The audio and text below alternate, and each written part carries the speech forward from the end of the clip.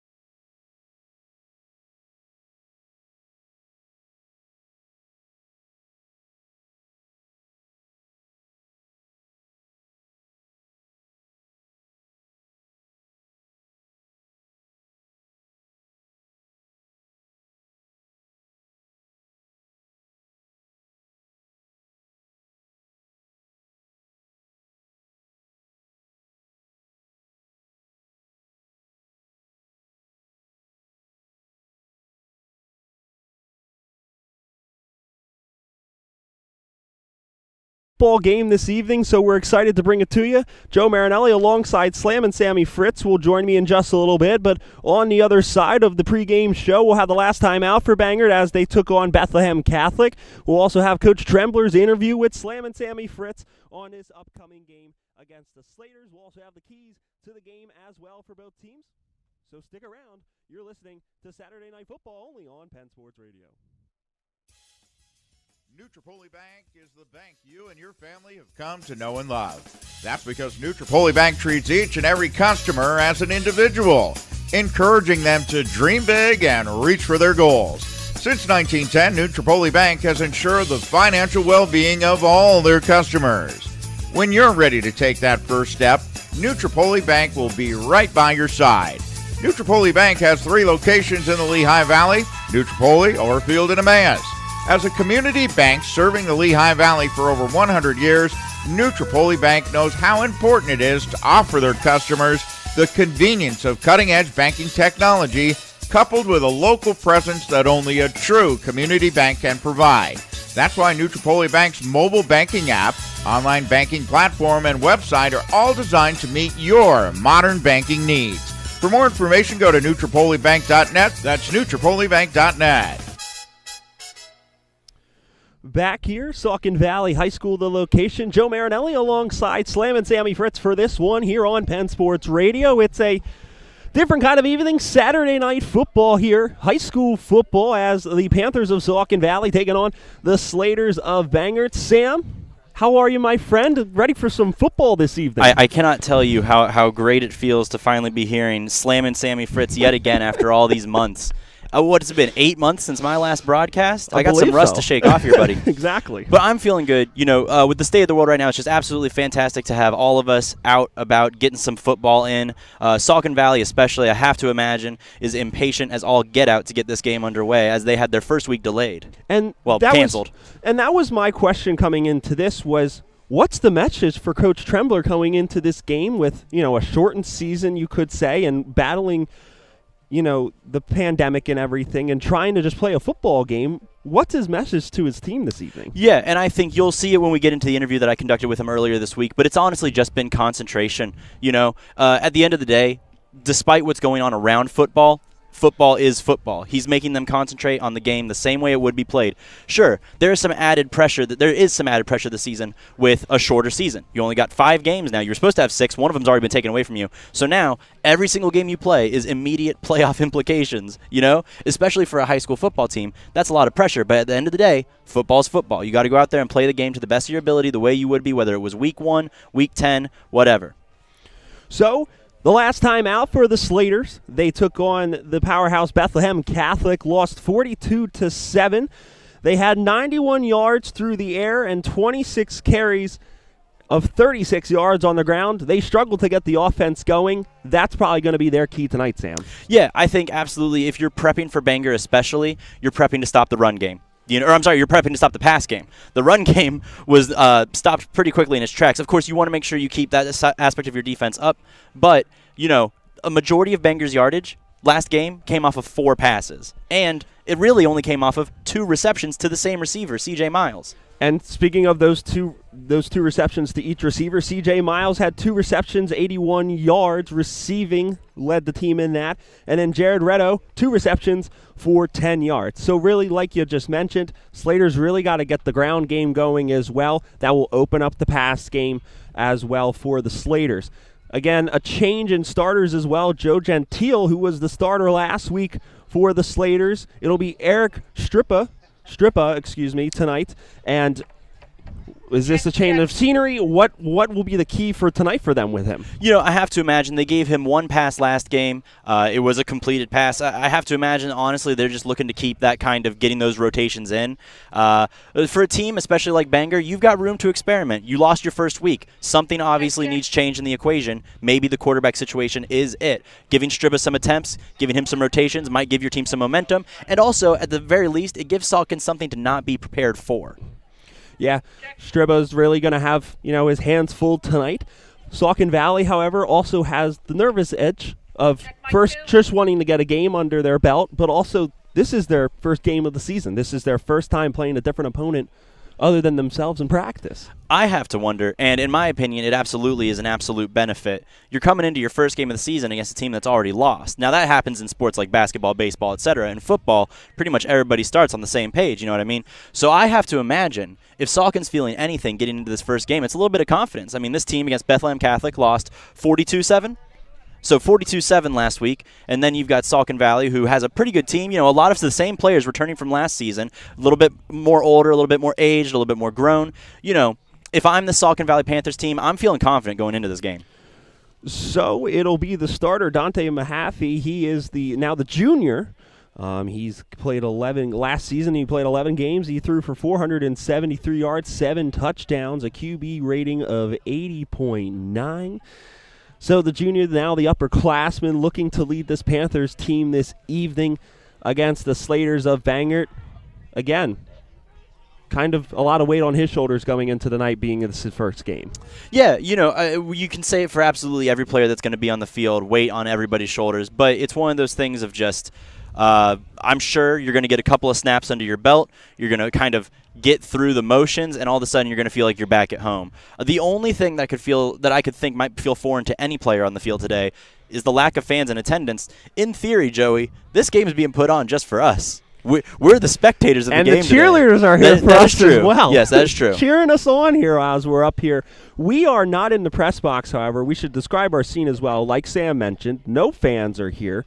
However, it's really just the cheerleaders. The band will I don't know if the whole band will be here, but parts of the band will be here. And then there's just us and a little bit of media coverage. So not many people, able to be here because of what's going on in the world currently right now. However, we're going to step aside, take a break. On the other side, Slammin' Sammy Fritz sits down with Coach Trembler about this upcoming game against the Slaters. Should be an exciting interview. Sam can't wait to hear it. You're listening to Penn Sports Radio. Let HTSS help you get the job that'll get you going in the right direction. HTSS at Emmaus is your staffing solution, and right now they're hiring for customer service call center reps, IT, engineers, and data entry, as well as sales and marketing, administrative office staff, accounting, financing, logistics, and distribution. Get started down the path to employment with HTSS. To set up an appointment, call 610-432-4161 or apply online at htss-inc.com. That's htss-inc.com. Back here, Saucon Valley High School, Penn Sports Radio. We got Saturday Night Football as the Panthers of Saucon Valley taking on the Slaters of Bangor. Just want to make sure to thank Saucon Valley Athletic Director Bob Frey for all his help with this game. This game is also being streamed live on Saucon's YouTube page. Again, download our free app on iPhone and Android and follow us on Twitter and like us on Facebook as well for everything Penn Sports Radio, upcoming broadcasts, everything you need to know about the teams we cover in the Lehigh Valley area. PennSportsRadio.com. Yes, sorry. But now we have Sam sits down with Coach Trembler, and it should be an exciting interview. So, Sam, take it away, my friend. So I want to start out with what I think is honestly something pretty exciting, is that this is your second year as the head coach of Saucon Valley. Obviously not your second year of coaching experience, as you were the assistant coach before, but kind of reflecting on your first year as a head coach, has anything changed about your approach to coaching as you head into your second year? I mean, everything definitely slows down, You want to talk about players and game speed, going from different levels from middle school to high school to college. Same thing with coaching. I'd been an assistant and a coordinator for about 8 years prior to coming to Saucon, and then you get comfortable there, you get in a routine there, and then first year as a head coach, game speeds up a little and things are happening fast, and you're having to make new decisions and new. There's just a lot of stuff on your plate, so it's definitely slowed down this year. I definitely feel a lot more comfortable, so that's something to be excited about. For sure. To get into that comfort level, one thing that I think kind of goes hand in hand with that is the age of the players on your roster. I was looking at the roster, and I see you've got a lot of sophomores and juniors on this team. And speaking of the word comfort, is it comfortable knowing that you've got a lot of people that have kind of already dealt with not only football for a year, but your specific playbook, a lot of returning players. I guess, is it a benefit to having a lot of sophomores and juniors on a team where you know that not only have these people already played with you for a year, but you're going to have them next year as well? Yeah, I mean, that's a huge comfort. And we're a very confident group because we've been together. Last year, the majority of those sophomores and juniors played at some point on Friday nights. A lot of them played in the district playoff game. So there's a comfort level and a confidence that breeds from that. And, we've been through the wars together now for a year as a group, and definitely a big asset for us. I'd be amiss if I didn't just real quick acknowledge that we've got a once-in-a-lifetime season of football that's about to be played, with everything surrounding approaching this year and the football season, and your team actually having already been affected by it. What's morale on the team like, and how do you keep those players motivated with everything going on?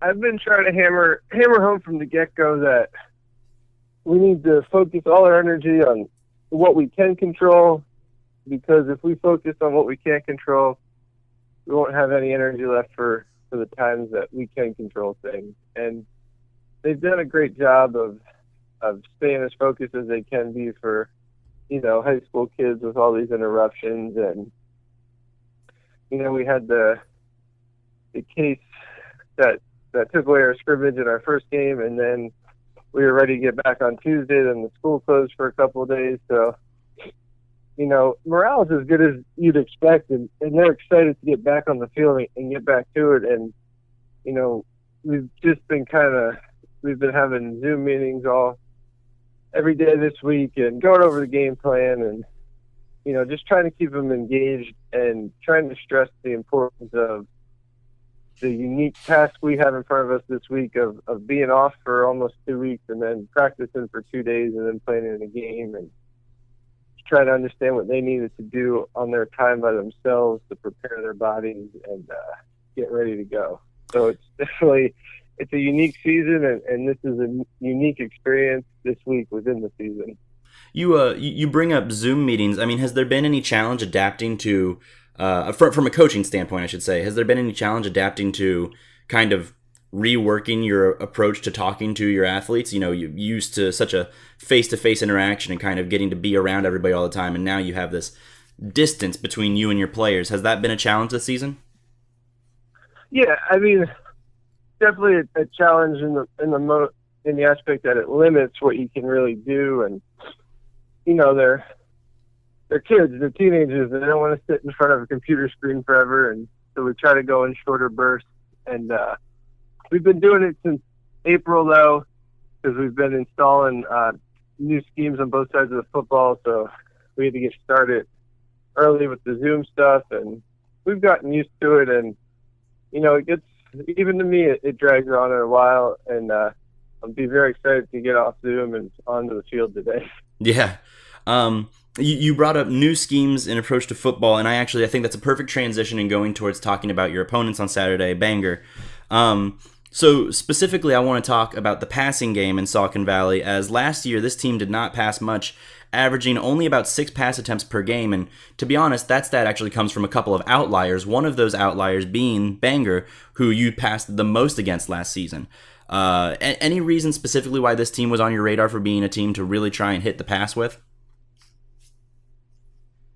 We're just trying to do a better job of getting all of our personnel involved, and we got a lot of talented kids on the edge, and we got a very, very talented quarterback, and we're just trying to get to a point where we can kind of play to our strengths and be, we're not going to totally abandon the run, but we just want to be fluid and be able to accent our personnel in the best way. And this year we have some kids who can catch the ball, and we have a kid who can really fling it around. So that's kind of what leads to our approach this year. But we're going to take it week by week, and we're going to do whatever is best for us from a game plan and personnel standpoint. And it definitely, I think, was a little bit answered right there, but I do think it's worth saying. You have two quarterbacks both returning, as well as a freshman quarterback joining the squad this year. What's the rotation going to be like there? Are you looking for one quarterback to really handle the ball a majority of the game, or do you want to keep getting everybody their fair share of passes? No, I mean, we're going to play a lot of kids, and we're going to play a lot of kids on Saturday just because of the situation we're in this week. But quarterback's one spot where, we're going to play one guy, and we got a lot of confidence in him. Okay. The last thing I want to mention specifically about your opponents is that, or specifically about this game coming up this Saturday, is that as well as you guys didn't pass that much, Saucon Valley did struggle with defending against the pass last season against a variety of teams. Defensively, what movements have you made to try and improve yourself on that end? We're just, we're a lot more solidified in our scheme defensively this year. Last year we were kind of going week by week and just trying to almost bail water out of the boat as fast as we could and plug some holes. And this year we're a lot more sound and a lot more solid in our scheme, and our kids know it and they have a grasp of it. And that's just overall defensively. So that we should see improvement in all aspects defensively. Awesome. I thank you for taking the time to talk with me. I just need to get some brief interview stuff in for the pregame on Saturday. I really look forward to getting to call the game, and I hope you guys have the best of luck this season, Coach. Thank you, and we appreciate you calling the game and, giving it a chance for people to see it in this weird season. Of course, yeah. It's going to be a weird, but I hope fun time for all of us. Yes, it definitely will be fun. All right. Thank you so much for your time, and I'll see you on Saturday, Coach. All right, Sam. Thank you. We're going to step aside real quick. On the other side, we'll have a preview for both teams and their keys to the game. You're listening to Saucon Valley Football only on Penn Sports Radio. With an award-winning 4.5-star daily fee course nestled in the foothills of the Blue Mountains, Old Homestead Golf Club is where history and tradition are a part of everyday life. Old Homestead Golf Club is one of the first courses in the Lehigh Valley to offer state-of-the-art GPS capabilities on their championship 18-hole course. Old Homestead's award-winning practice facility includes a driving range with 4 target greens and 3 hazards and a USGA spec putting green. Old Homestead Golf Club is located on Route 309 in New Tripoli. For more information, go to oldhomesteadgolfclub.com.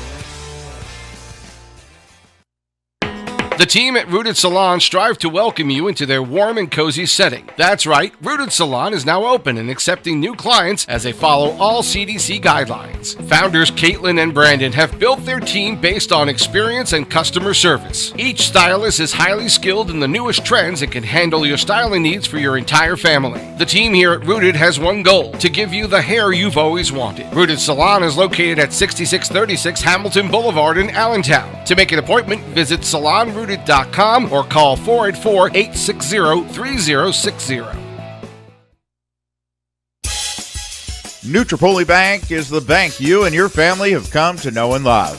That's because New Tripoli Bank treats each and every customer as an individual, encouraging them to dream big and reach for their goals. Since 1910, New Tripoli Bank has ensured the financial well-being of all their customers. When you're ready to take that first step, New Tripoli Bank will be right by your side. New Tripoli Bank has 3 locations in the Lehigh Valley: New Tripoli, Orfield, and Emmaus. As a community bank serving the Lehigh Valley for over 100 years, New Tripoli Bank knows how important it is to offer their customers the convenience of cutting-edge banking technology, coupled with a local presence that only a true community bank can provide. That's why New Tripoli Bank's mobile banking app, online banking platform, and website are all designed to meet your modern banking needs. For more information, go to newtripolibank.net. That's newtripolibank.net. Welcome back. M.E. Illick Stadium, home of the Saucon Valley Panthers, as they get set to take on the Slaters of Bangor. Joe Marinelli alongside Slam and Sammy Fritz for this one. Saturday night high school football. You couldn't get any better than this. The weather's also gorgeous out here. It's a nice, cool Saturday night. So, Sam, we're going to look a preview for each team, and we'll start off with Saucon Valley. Again, this is their season opener. 6-5 last year, 6-4 in the Colonial League, and I feel like you're going to see a little rust tonight, a little maybe first game jitters as well. Again, this is their first opponent all year. But What do you expect from this Panthers team? I think I can expect, like you said, a little bit of rust to be shaken off, but I'd say it's more a bit of over-anticipation, as I talked about a bit earlier in the pregame. I think we're looking at a team that hasn't gotten their reps in real game coverage yet, and we're going to see the first couple of plays. Maybe that's where that rust is going to get shaken off, but most importantly, you're going to see that anticipation cool down. They're going to get themselves under control. They're going to remember how the game of football is being played, the way their coach wants them to play it. And after a couple of snaps, I'm pretty sure we're going to see the Saucon Valley Panthers team start to just absolutely take over the field. So we're going to take a break as they have the anthem. You're listening to Saucon Valley Football, only on Penn Sports Radio. Let HTSS help you get the job that'll get you going in the right direction. HTSS at Emmaus is your staffing solution, and right now they're hiring for customer service call center reps, IT, engineers, and data entry, as well as sales and marketing, administrative office staff, accounting, financing, logistics, and distribution. Get started down the path to employment with HTSS. To set up an appointment, call 610-432-4161 or apply online at htss-inc.com. That's htss-inc.com. With the best materials and professional standards, Edge One Property Services of New Tripoli is your home for commercial and industrial residential services. This includes cleaning solutions, painting, pavement solutions, snow, ice management, and landscape. Edge One Services' sophisticated management team can provide maintenance services to the commercial, industrial, educational, and HOA community sectors. Give your property the Edge One effect. For more information, call 484-247-4240 or go to edgeoneservices.com. Consolidated Graphic Communications, located in Allentown, is your one-stop solution for all your business printing, graphic design, and promotional product needs. Whether you're in need of traditional business forms or if you're looking to design your next successful marketing campaign, Consolidated Graphic Communications is your total print solution. Do you want to discover the promotional product that will wow your customers or employees? Greg Staley at Consolidated Graphic Communications is here to help. Call Greg at 610-391-0600 or go online at thinkcgc.com to learn more. So back here, Saucon Valley High School, the Panthers of Saucon Valley taking on the Slaters of Bangor. Joe Marinelli alongside Slam and Sammy Fritz for Saturday night high school football, only here on Penn Sports Radio. Sam, as we were saying before the anthem, we now look at Bangor. Bangor coming off a 42-7 loss to Bethlehem Catholic. Again, they need to get things going on the ground, I feel like, for them, especially tonight, to get the air game going. Yeah, I mean, so if we're going off of what we saw last year, it's definitely going to be an air game kind of improvement on both teams' parts. Specifically, I think you're going to be looking at Saucon Valley kind of trying to develop an overall air game attack. I'm not worried about them on the ground whatsoever. They were way above the national average in yards rushed last season. I believe this team can run all over whoever they choose to run all over. It's going to be those reps in passing that's really going to show how much this team's developed in the offseason. So as we get underway for tonight, again, a few other things as well. We just like to thank Saucon Valley Athletics for, being able to have us here and being able to cover this great game of football and just, being able to enjoy a game of football as well, and everybody at home that's watching and listening. And glad you could join us here for Saturday Night Football on Penn Sports Radio. As we slowly get ready to go here from M.E. Illick Stadium, we're going to step aside real quick, take a quick break, and we'll have the kickoff on the other side. You're listening to Saucon Valley Football only on Penn Sports Radio. At SureFix Remodeling, we offer a wide range of professional remodeling services to homeowners throughout the Easton, Coopersburg, and Allentown area. From kitchen, bathroom, and basement remodels to deck installations, SureFix can do it all. When you choose SureFix, you're supporting a local business that's always put their clients first. We use state-of-the-art software programs to bring our clients' visions to life, so you can see your future home before we even start. SureFix Management is present on every job site and maintains a close relationship with the client throughout the project. We'll work closely with you to ensure that everything meets your expectations. You'll be given a timeline at the start of your remodel, and we will personally follow up to make sure everything was completed to your standards.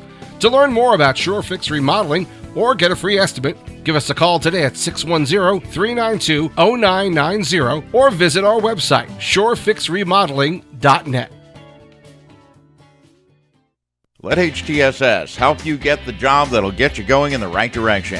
HTSS and Emmaus is your staffing solution, and right now they're hiring for customer service call center reps, IT, engineers, and data entry, as well as sales and marketing, administrative office staff, accounting, financing, logistics, and distribution. Get started down the path to employment with HTSS. To set up an appointment, call 610-432-4161 or apply online at htss-inc.com. That's htss-inc.com.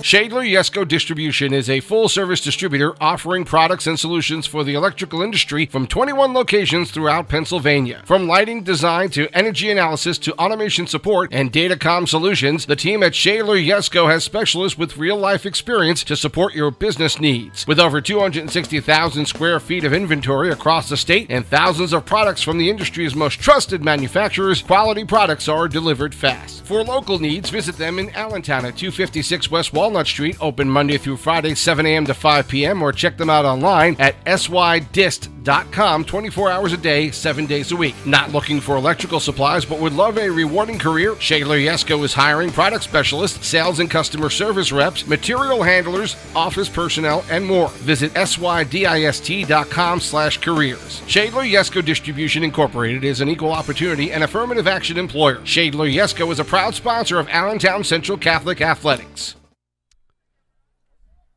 Back here, Penn Sports Radio, Saturday Night Football here from M.E. Illick Stadium, home of the Saucon Valley Panthers. Joe Marinelli alongside Slam and Sammy Fritz, as Saucon Valley takes on the Slaters of Bangor. So the starters on the offensive end for the Slaters: at quarterback, it'll be Eric Streba. At running back, it'll be the senior Jared Retto. At halfback, it'll be number 7, the junior Gabe Wolverton, the wide receiver, then the senior C.J. Miles, also the basketball star that we saw last time out. The man, I believe he dunked in that game, if I am not mistaken. If not, he had many breakaway layups. Yes, we did interview him after the game. He's a good kid. Number 15, wide receiver Drew Stackhouse, the senior. And then number 4, Rain Farzenbach, the senior, will also start as well. On the offensive line, the O tackle, it'll be number 56, Joe Freeman. The offensive guard, Quinn Garner. At center, it'll be Ben Engel, the sophomore. Jose Futos, the sophomore offensive guard. And then the tackle will be Riley Miller, the senior. And then at tight end, it'll be number 22, Dylan Miller. As we continue to wait, I believe they're just letting the clock go down and get this one underway. On the defensive side for the Slaters, it'll be number 89, Caleb Rampton, the senior. Defensive end, number 9, Zach Garner. Defensive tackle, Jose Fuentes. The defensive tackle, Luke Chizzy. And then the linebacker, Dylan Miller. Jared Retto will also play linebacker. Kyle Rigby will be a defensive back. C.J. Miles also plays defensive back. Rain Farzenbach, the senior, at defensive back. And then Drew Stackhouse to round out the defensive starter for the Slaters of Bangor. So it looks like Saucon Valley will be kicking off first. So Saucon Valley will be moving from our left to our right. Bangor moving from our right to our left. While we're waiting for this kickoff to get underway, a real quick recap of other Saucon Valley sports that played today. The field hockey beat Wilson 2-0, and the girls soccer team also beat Catasauqua 1-0. So a win today gives Saucon a clean sweep over all sports played with victories. So C.J. Miles and Carter DeBoer, back to receive the kick for the Bangor Slaters, and we are underway.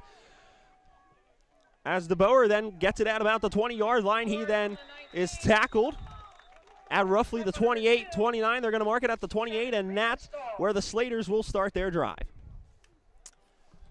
It's already exciting, the anticipation of football finally being underway. So exciting I forgot to get my my notebook out in front of me.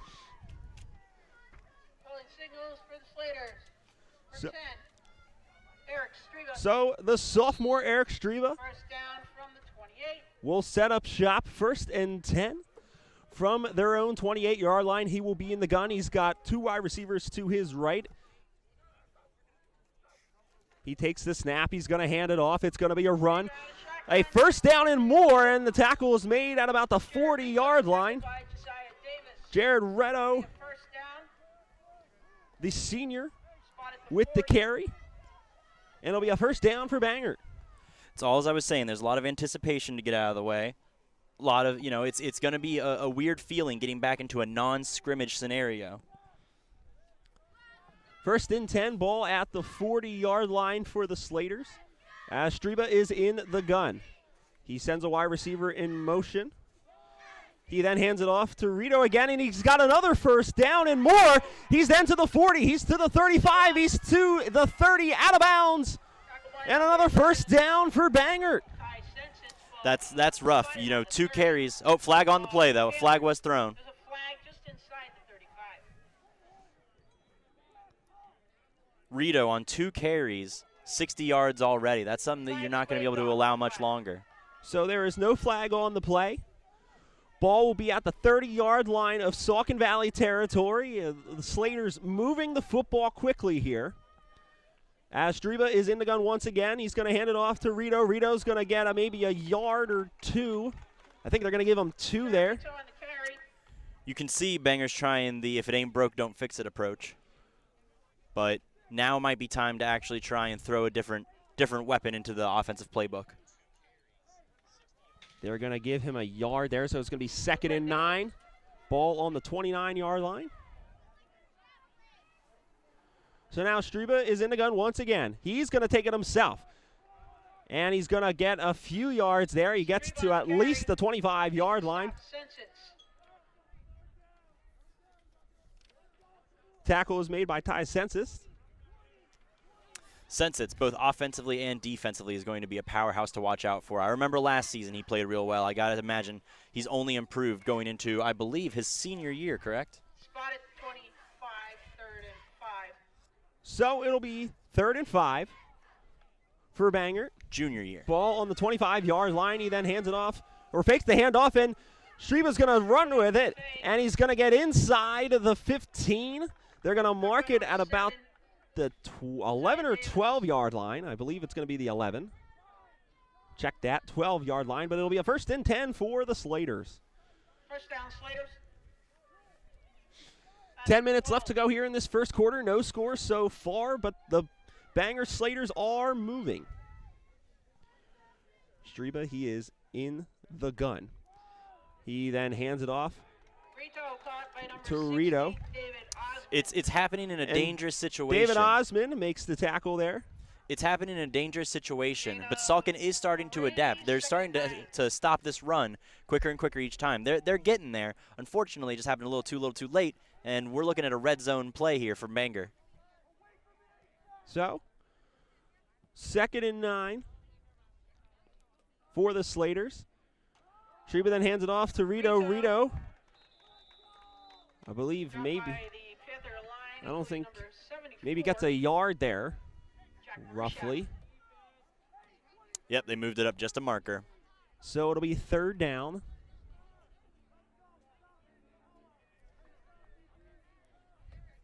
Gain of a yard, 3rd and 8, spotted 10.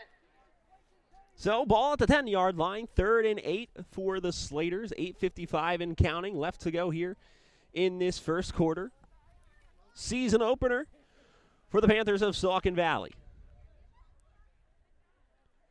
Streba's going to be in the gun. He's got 2 wide receivers to his right, but it's going to be a timeout by Bangor. We're going to take a timeout as well. 8:41 left to go here in the first quarter. No score between Bangor and Saucon Valley. You're listening to Saucon Valley football only on Penn Sports Radio. The team at Rooted Salon strive to welcome you into their warm and cozy setting. That's right, Rooted Salon is now open and accepting new clients as they follow all CDC guidelines. Founders Caitlin and Brandon have built their team based on experience and customer service. Each stylist is highly skilled in the newest trends and can handle your styling needs for your entire family. The team here at Rooted has one goal, to give you the hair you've always wanted. Rooted Salon is located at 6636 Hamilton Boulevard in Allentown. To make an appointment, visit salonrooted.com or call 484-860-3060. M.E. Illick Stadium, home of the Panthers here. Season opener for Saucon Valley as they're taking on the Slaters of Bangor. I think 3rd and 8 here with 8:41 left to go here in the first quarter. Slaters in Saucon Valley territory. As Streba, he is in the gun. He's got C.J. Miles to his far left. And it looks like a jump from Saucon Valley, and it's going to be an offsides.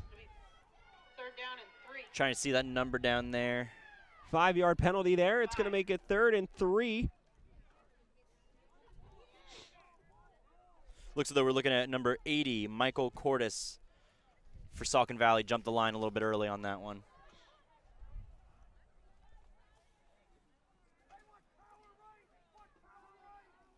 Streba in the gun. He takes the snap. He's going to look to run with it. And is he in? He is stopped right at the goal line. So he gets the first down, 1st and goal for the Slaters. We're looking at just inches needed here. They are at the front door, knocking, waiting to get into the end zone. Got to imagine with how they've been playing this game, Streba just holds and goes again. So again, Streba is in the gun. He's got, and it's a direct snap to Rito, and Rito's into the end zone. Touchdown, Bangor. All right, Bangor, you fooled me on this one. You fooled me on this one. Nice little drive there for the Slaters as they get the first score of the evening with 8:13 left to go here in this first quarter.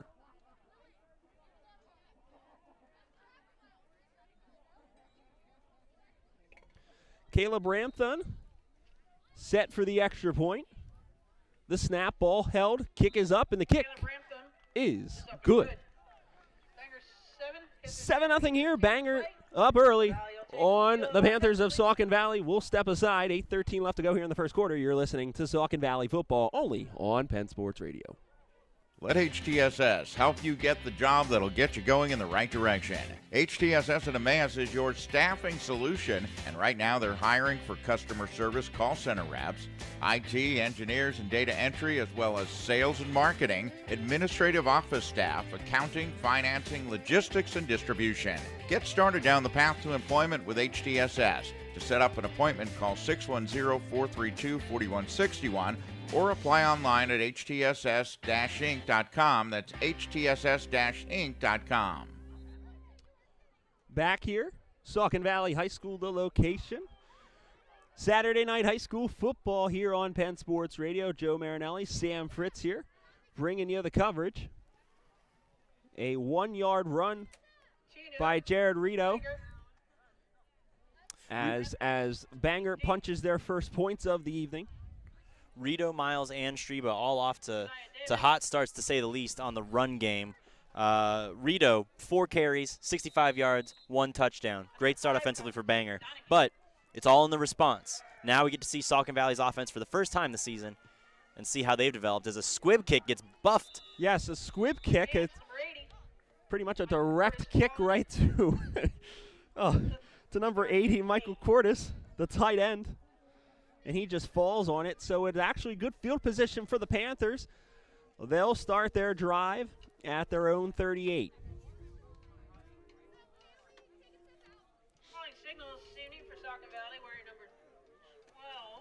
Now, I want to see if Saucon Valley is going to answer back with a run game of their own, or if they want to try and show Bangor the pass right out of the gate. Dante Mahaffey, he is in the gun. He's got 2 wide receivers to his right, 2 to his left. He fakes the handoff. He throws it. It's caught. And a few yards. That was an excellent job by Sensen, as the pass was a little bit out of his range, a little bit led too far, but he reeled it in, and then with a defender on him, dragged that ball up a couple of yards. He made something out of what was a pass that could have gone nowhere. Gain of 3 on the play on that little pass attempt there. 2nd and 7. Ball at the 41. 7:40 left to go here in the first quarter. So Mahaffey's in the gun. He's going to look to throw. He's rolling to his right. He throws it. It's again Census And he's got himself the first down. Ball's going to be placed at midfield. That was an excellent pass, by the way. Just the perfect amount of pressure on that pass to get away from the defensive coverage on number 11, Jared Rito from Bangor. So 1st and 10, ball at midfield.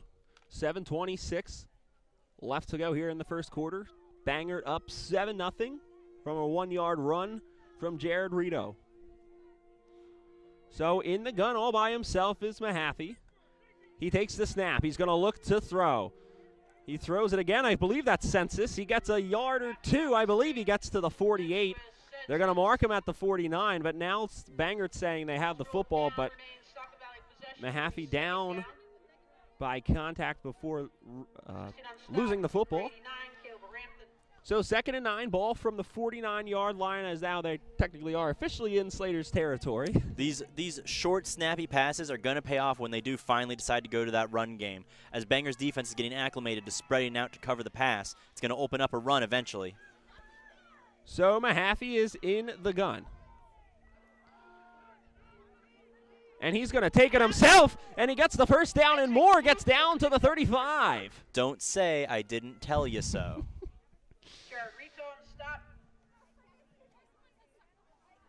Jared Rito making the tackle there. A tackle and a touchdown. 16-yard run sets up the first down. Saucon Valley. So ball, they're going to actually mark it at the 34. Good run there from Mahaffey. 1st and 10.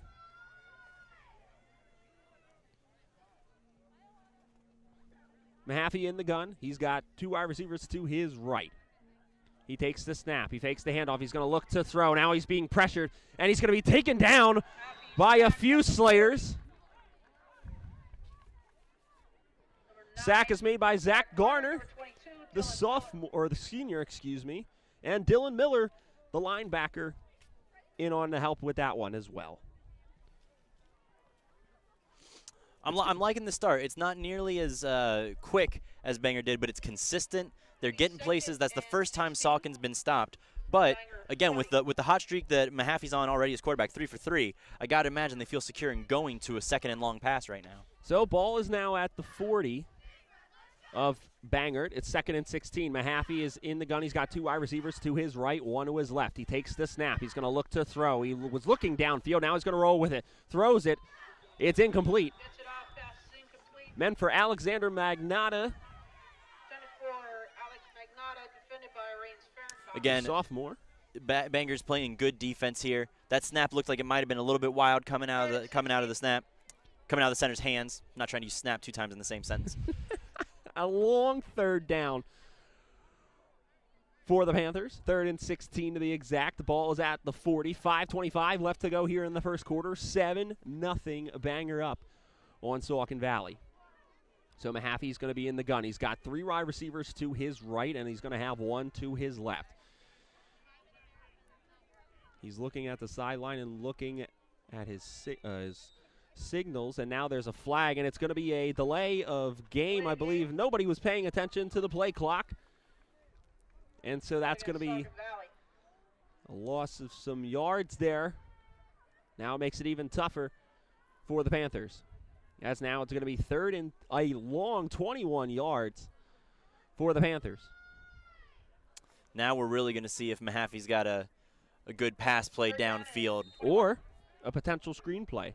I would run a screenplay here. That's my opinion. But now a timeout. Now we're going to have to wait. Anyway, a timeout on the field. Saucon Valley takes that one. 5:25 left to go in this first quarter. 7-0 Bangor up on Saucon Valley. You're listening to Penn Sports Radio. With the vast materials and professional standards, Edge One Property Services of New Tripoli is your home for commercial and industrial residential services. This includes cleaning solutions, painting, pavement solutions, snow, ice management, and landscape.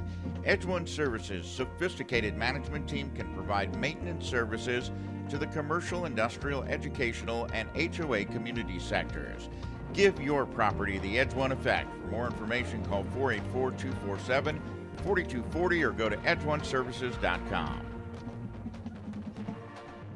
Back here, Penn Sports Radio, Saturday Night Football. 7-0, the Slaters are up. on the Panthers of Saucon Valley. 5:25 left to go here in the first quarter. Saucon Valley at the 45-yard line of Bangor. A long 3rd and 21 here. As we were mentioning, I am calling it. I'm still thinking it's going to be a screenplay, but I know I'm going to be wrong. As Mahaffey is going to be in the gun, he's going to have 2 wide receivers to his left, 1 to his right. Got plenty of time on the play clock. He's got 20. He takes the snap, and now there's a flag, and I believe it's going to be a false start, and it's going to be on Saucon Valley, and Saucon Valley just keeps pushing themselves back. Looks like it was a jump over there by number 13, Alexander Magnata. Got off the line a little bit quickly.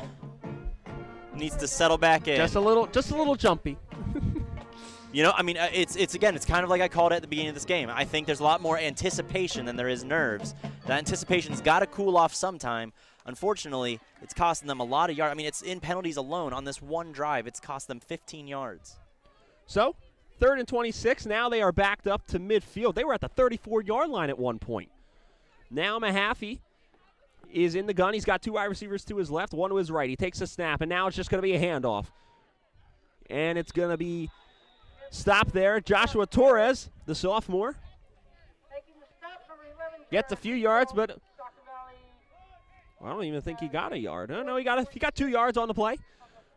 It's going to get it to the 47-yard line, and now Saucon Valley will be forced to punt. The football star, C.J. Miles, back to return the kick. He's standing at his own 11, make that 10-yard line.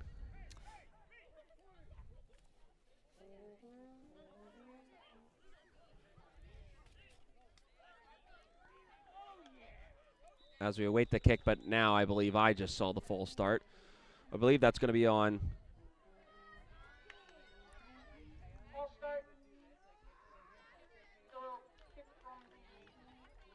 Actually, I don't know who that was on. But either way, full start, so it backs him up again. Backs him up yet again. Only going to take this pass back further.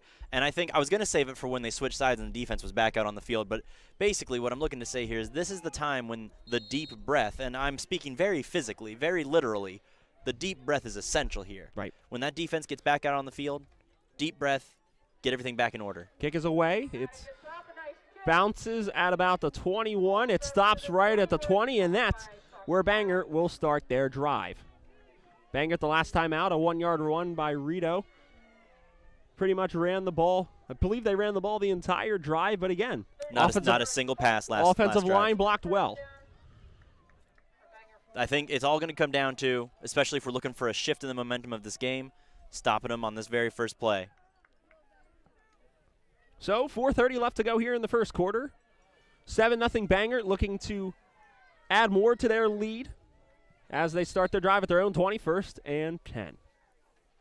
Streba's in the gun. He's going to fake the handoff. He's going to take it himself. He's hit hard. He gets about a yard. They're going to give him 2. He gets to the 22-yard line. It's going to be 2nd and 8. That's a good stop. That's a good stop to the beginning of this drive. Especially because if you're stopping them on what's working, you're finally going to force Bangor to see what else they have in this arsenal. And there's a reason they're not going to that pass. They clearly, if they have yet to do it in, well, we're looking at about 8 plays so far, I got to imagine they don't have much confidence in it. So, Streba's going to be in the gun. He's got no wide receivers to his right, 3 to his left. He takes the snap. He's going to hand it off to Rito. Rito's going to maybe get a yard. Yeah, they're going to give him a yard. He gets to the 23. It's going to be 3rd and 8. Or 3rd and 7, excuse me. Now, play like this, especially if we're going off that last drive, I'd be anticipating Streba's going to find that ball again out of the snap or fake to Rito what got him the touchdown. Actually, I lied. It's a gain of 2 to the 24, 3rd and 6. Streba's going to be in the gun. He's got 3 wide receivers to his right. He's going to look to throw. He throws it. It is up in the air, and it is almost intercepted. As it went through the hands of C.J. Miles. Risky pass there, too. Double covered. Third person managed to come and try and almost steal that interception.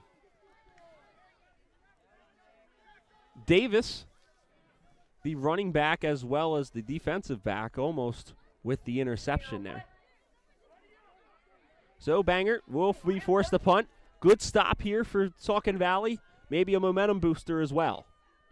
As the punt is away. And it's going to be fair caught.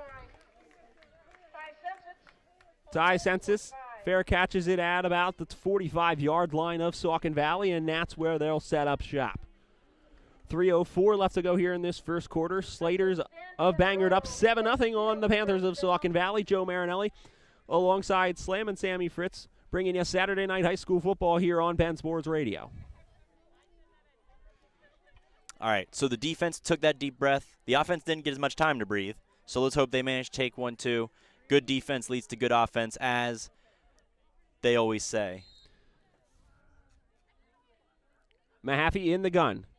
He's going to hand it off. I believe that's Torres. He gets at least past midfield, and he gets 2 yards short of the first down. Stop, 7, Gabe Wolverton. Gabe Wolverton, with the stop. It's going to make that, I believe, it's going to be 2nd and 2. I'm liking how Torres navigates through the field once he gets the ball. I mean, he really looks like he's taking almost an analytical approach as he's taking each step. He was really able to navigate through that O-line well. Mahaffey in the gun. He's then going to hand it off to Torres again. Torres trying to get the first down. I believe I don't think he got anywhere. I believe he is stopped. No gain on the play. So it's going to make a 3rd and 2. A big 3rd and 2 early in this first quarter. 2:05 and counting left to go in the quarter. Bring it back to the pass. Short zipper to Sensits. Oh, now we're just calling plays? No, I mean, that was my prediction. Mahaffey in the gun. He fakes the handoff. He's going to take it himself. He's got the first down and a little bit more, maybe another yard or two after the first down marker. So it'll be first down for the Panthers. What did I say? Fake the handoff, keep it to yourself for the first down. Right, exactly. Yep. What a prediction.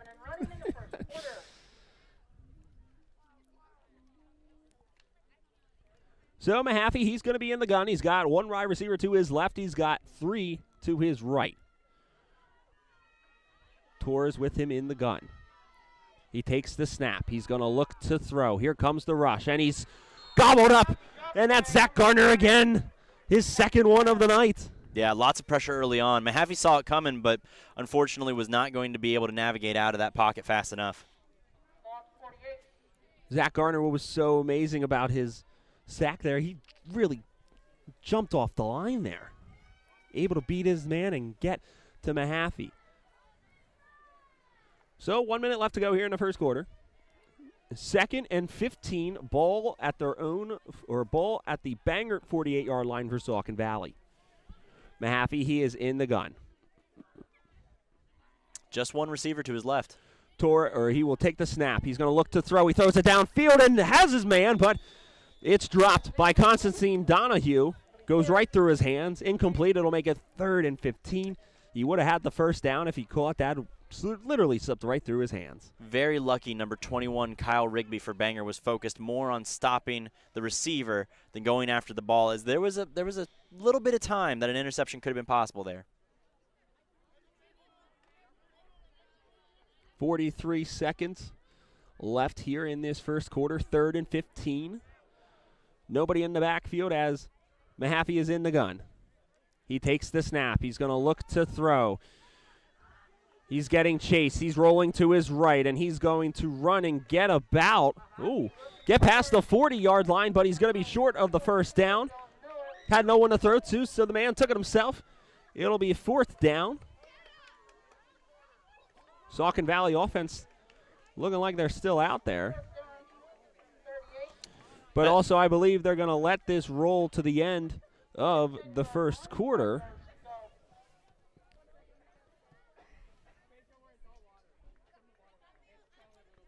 So, yes, that'll be the end of the first quarter.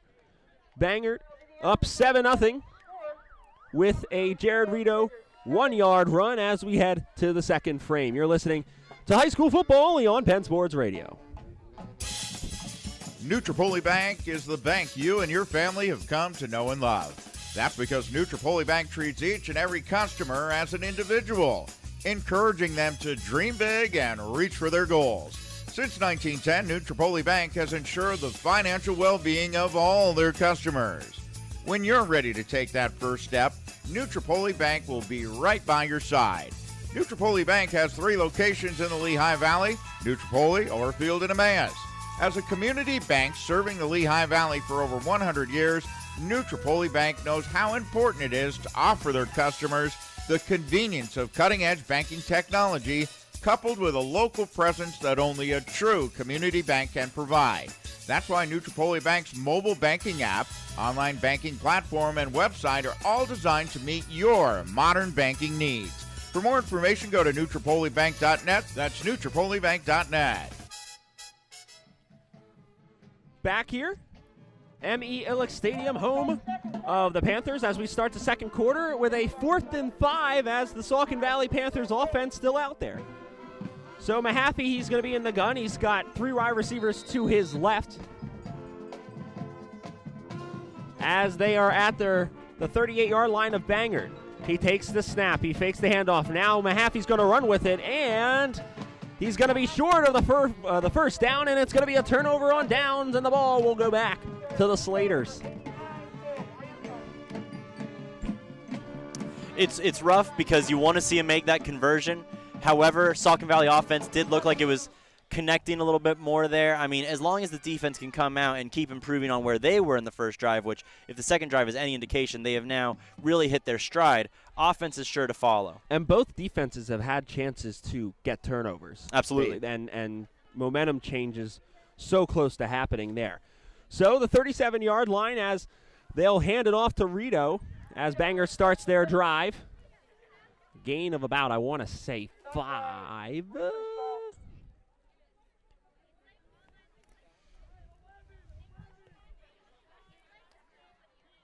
So gain of 5, 2nd and 5 for Bangor.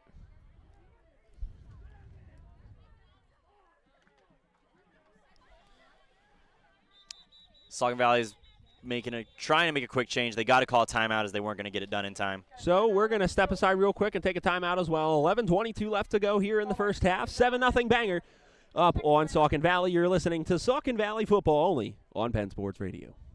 Let HTSS help you get the job that'll get you going in the right direction.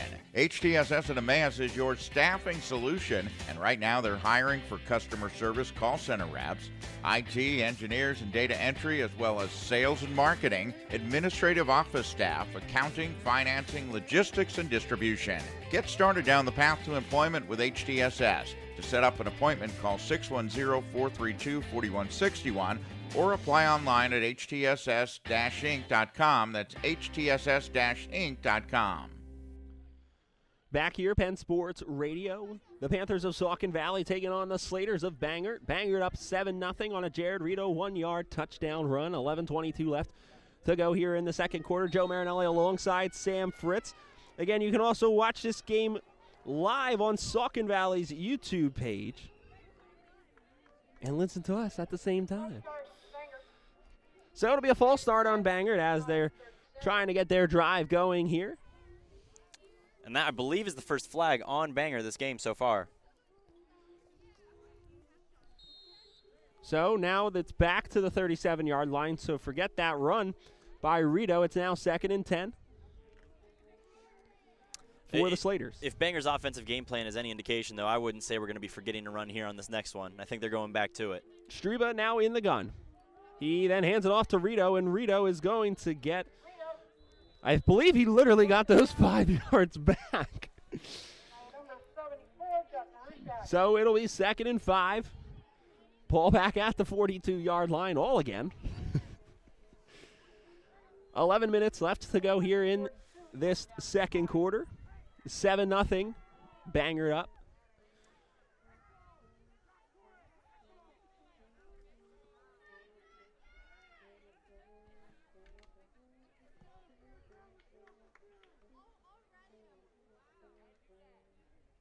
So Streba, he will be in the gun. One wide receiver to his left and right. He takes the snap. He's going to look to throw. He's going to throw it deep to C.J. Miles, and it's just out of his hands. Honestly, if he catches that, chance for the end zone. If he catches that, he had probably at least 10 yards on him. It was a rough pass to bring in. I can't fault Miles for it. I mean, the pass was good, led just a little bit too far out ahead. You know what I mean? So now that'll bring out the kicking team as we hit 4th down, and Saucon Valley looking to get the ball back as Ty Sensis is back to receive it. A booming kick as he then fair catches it at I believe that's the 29-yard line. Fantastic punt there. Put him well back. Well, not well back. They're in their own 29, but put him back behind the 30. Good from the range they were kicking at. Mahaffey, the last drive out for the Panthers, it was a 4th down conversion failed. Saucon Valley was looking for a flag there as C.J. Miles did give him a hug with the fair catch called. So they start their drive at the 24. 1st and 10 for the Panthers. Mahaffey, he's in the gun. He's got one wide receiver to his right, two to his left. He takes the snap. He fakes the handoff. He's now going to roll to his left. He then fires. It's caught. Beautiful catch there by Ty Sensis. You hear it over the PA system. That was a good catch. That was a great catch by Ty Sensis. Reeling in that for the first down. So, yes, it'll be a 1st down for the Panthers. Ball is now placed at the 40-yard line. Good awareness there from Mahaffey as he rolled to his left and found his open receiver. And you're seeing that in Mahaffey as he passes. He's almost always on the roll. He's almost always breaking out of that pocket. So Mahaffey, he's in the gun. He's now going to hand it off to Torres. Torres bounces off a tackle. He gets to the 45, the 46. They're going to mark it at the 47. Gain of 7. It'll be 2nd and 3 for the Panthers. That time, I know Torres bounced off the tackle, probably looking for a slot to go through, but if he managed to find it a little bit earlier, I think we had an easy 1st down there.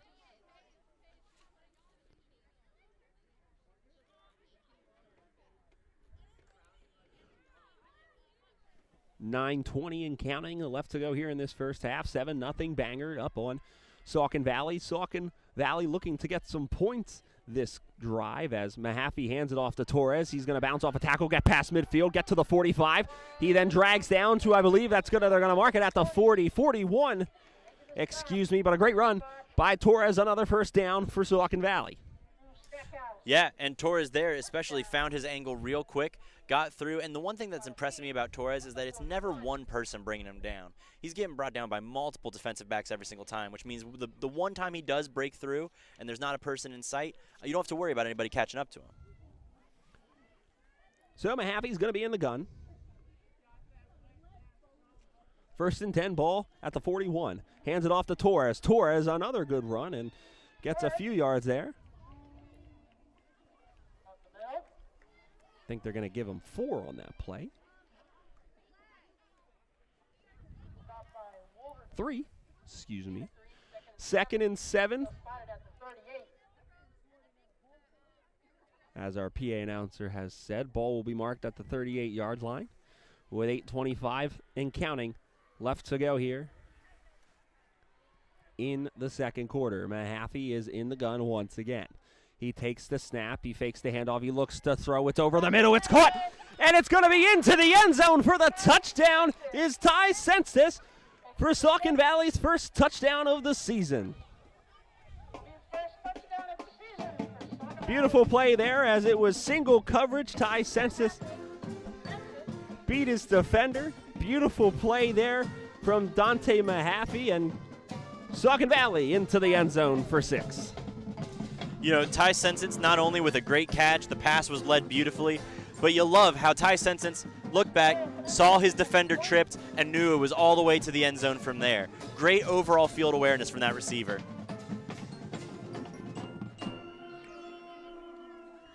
So Chris Meddy set for the extra point. Ball held. Kick is up. It's blocked.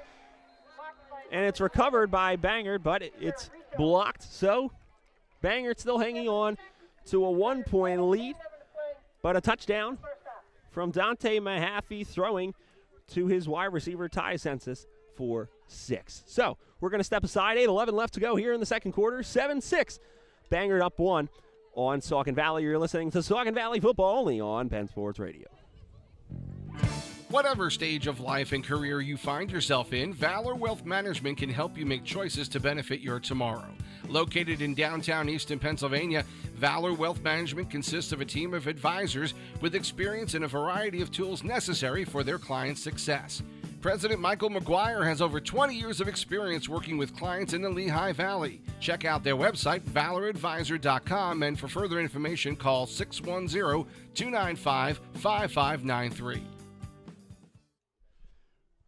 Back here, Penn Sports Radio, 7-6 the score. As the Slaters of Bangor up 1, blocking the extra point, but Saucon Valley getting on the board from a Mahaffey pass to Ty Census with 8:11 left to go here in the second quarter. And at least on my stat sheets, I've got Census down for 5 receptions this game, 1 touchdown, overall about 35 yards. The man's on a mission. Carter DeBoer and CJ Miles back awaiting the kick. Mehdi kicks it away. As DeBoer gets it at about the 11. He takes it past the 20, the 25 to the 30, about the 31, and that's where Bangor will start their drive. Looks like that might be number 5 or number 2, sorry, for Saucon Valley. Rivenstall took a second getting up, stayed down on his feet for a second recovering. Jersey's all crumpled, hard to read the number. So Streba will then start at the 31-yard line. 8:07 left to go here in this second quarter. He'll be in the gun. 2 wide receivers to his right. He takes the snap. He's going to hand it off. It's going to be Rito. Rito's going to get a yard or 2. They're going to give him 2. So it's going to be 2nd and 8, ball from the 33-yard line. And we're seeing pretty quickly what I was hinting at in the first quarter about how Saucon Valley is figuring out the plan of attack. It's Rito, it's Streba. That's their running game, and they've been able to stop it in the second quarter perfectly. They were already stopping it by the end of the first quarter. Dante Mahaffey, the quarterback, playing defensive back with the stop there. 7:30 and counting left to go here in this second quarter. Streba is in the gun once again. He takes the snap. He's going to take it himself. Don't believe he might have lost a yard there. At the very least, yeah, I was going to say at the very least the marker's not moving.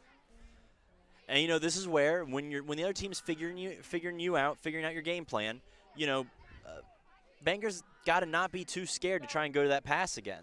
Only 1 attempt this whole game so far. They got to break it out again. No gain on the play there. So 3rd and 8. Ball on the 32. Streba's in the gun. He takes the snap. He fakes the handoff. He's going to throw. He throws it. It is going to be caught by Farnsbach. Just barely enough for a first.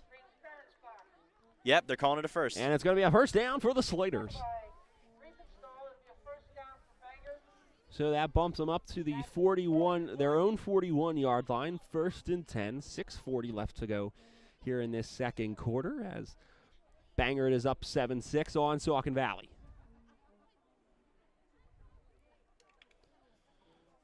Bangor, the last time they were anywhere close to the red zone was their last touchdown, and their only touchdown of the evening. As Streba is in the gun, he takes a little bit of a high snap. He's not going to take it himself, but he's gobbled in the backfield.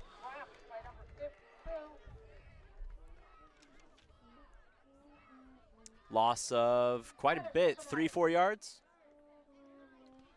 Looks like a loss of 3. So it's going to be 2nd and 14. Ball on the 37.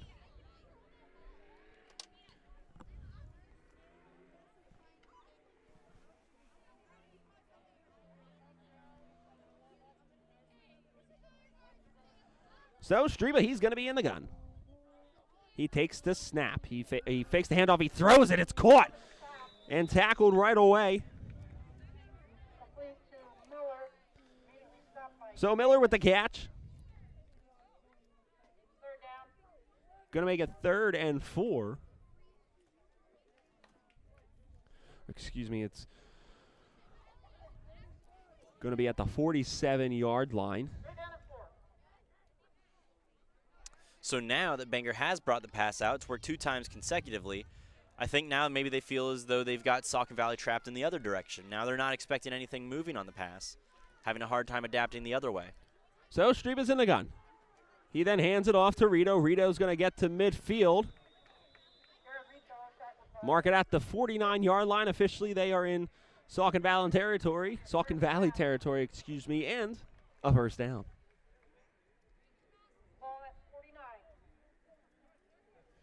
Rito, 6 carries. I'm looking at about 78 yards on the game.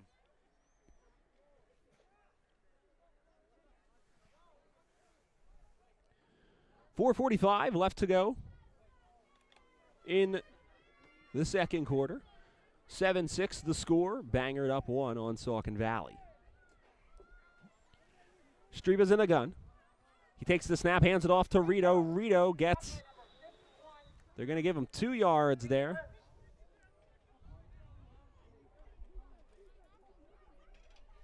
So it'll be 2nd and 8.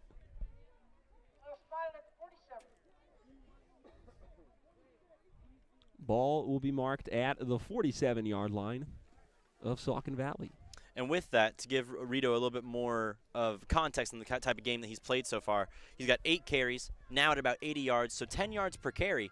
That's pretty decent for a running back. So Streba's in the gun. He then hands it off. Gabe Wolverton. With the stop, to Tyler Fisenmeyer. Fisenmeyer on the tackle. So it'll be 3rd and 4. And there is an injured player down on the field. Got a player down? Be Chris Mann, the senior. So we'll step aside and take a break. 7-6 the score. Bangor up 1 on Saucon Valley with 3:38 left to go in the second quarter. You're listening to Saucon Valley football only on Penn Sports Radio. The team at Rooted Salon strive to welcome you into their warm and cozy setting. That's right, Rooted Salon is now open and accepting new clients as they follow all CDC guidelines. Founders Caitlin and Brandon have built their team based on experience and customer service. Each stylist is highly skilled in the newest trends and can handle your styling needs for your entire family. The team here at Rooted has one goal, to give you the hair you've always wanted. Rooted Salon is located at 6636 Hamilton Boulevard in Allentown. To make an appointment, visit salonrooted.com or call 484-860-3060. Welcome back. Saucon Valley High School, 3:38 left to go in the second quarter. Bangor up 1 on Saucon Valley. We're still waiting for Bangor to come back offensively onto the field, so let's do a quick future update. Man, searching for words is difficult. Future Saucon broadcast coming up on Penn Sports Radio. October 16th, we're playing Palmerton here at Saucon Valley. October 23rd, they'll be playing Northwestern at Northwestern. And October 30th, they'll be playing Palisades at home yet again here in Saucon Valley. All of this can be found on www.pennsportsradio.com, Facebook at Penn Sports Radio, and Twitter at Penn_radio. As Streba's going to look to throw it downfield. He's got Farsenbach. Beautiful catch. And he's got the first down. The kid jumps up, makes the catch. Beautiful play. Ferensbach with a fantastic catch there, putting him real close to a red zone play, 1 yard out of the red zone. 32-yard pass. So, yes, a 32-yard pass from Streba to Farsenbach. And so it'll be 1st and 10. Ball will be at the 11-yard line of Saucon Valley. Bangor trying to get into the end zone. So it'll be a direct snap to Rito. Rito doesn't gain any yards, and the ball came out, and I believe Saucon Valley has it, and what are the officials going to say? They believe that he was down by contact, so it'll stay with Bangor.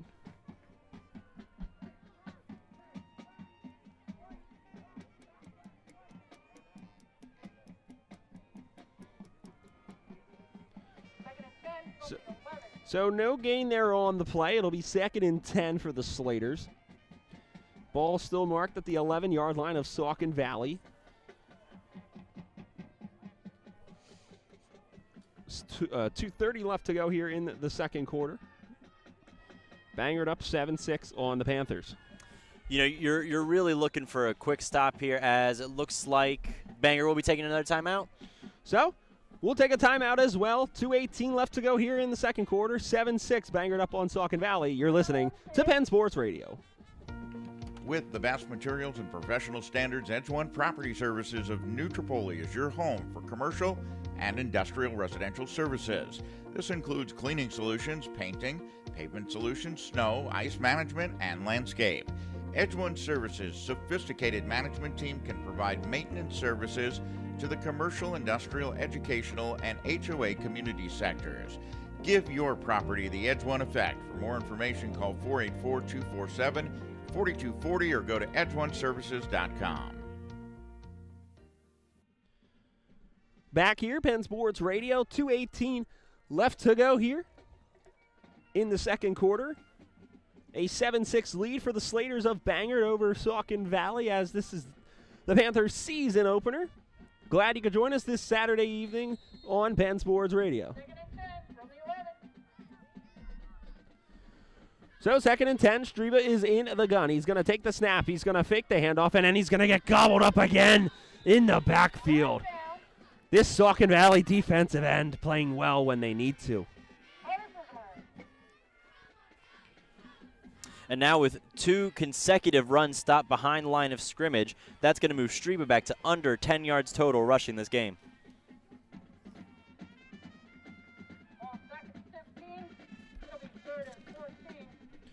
So, backs him up. It'll be 3rd and 14 for the Slaters. Wouldn't be surprised if they maybe go for the end zone here. Ball's marked at the 15. Streba is going to take it. He's going to look to throw. He then gets away. It looks like he might get into the end zone. He's to the 5. He's in. Touchdown, Bangor. Just when you thought the play was going to end in the backfield again, Streba surprises you and runs 15 yards for 6. It's a little interesting there. It looks like number 50, Frederick, went to swat at the ball and then didn't decide to turn around and try for a tackle. That's what gave Streba that room to move into the end zone right there. So Ramthan with the extra point. Ball is held. Kick is up, and the kick is good. So now it's a 14-6 lead for the Slaters on a 15-yard run by their quarterback, Streba. 1:34 left to go here in the second quarter. You're listening to Saucon Valley football only on Penn Sports Radio. New Tripoli Bank is the bank you and your family have come to know and love. That's because New Tripoli Bank treats each and every customer as an individual, encouraging them to dream big and reach for their goals. Since 1910, New Tripoli Bank has ensured the financial well-being of all their customers. When you're ready to take that first step, New Tripoli Bank will be right by your side. New Tripoli Bank has 3 locations in the Lehigh Valley: New Tripoli, Orfield, and Emmaus. As a community bank serving the Lehigh Valley for over 100 years, New Tripoli Bank knows how important it is to offer their customers the convenience of cutting-edge banking technology, coupled with a local presence that only a true community bank can provide. That's why New Tripoli Bank's mobile banking app, online banking platform, and website are all designed to meet your modern banking needs. For more information, go to newtripolibank.net. That's newtripolibank.net. Welcome back. M.E. Illick Stadium here, home of the Saucon Valley Panthers. They're down 14-6 on the Slaters of Bangor as Streba with the 15-yard run in for 6. The kick is away.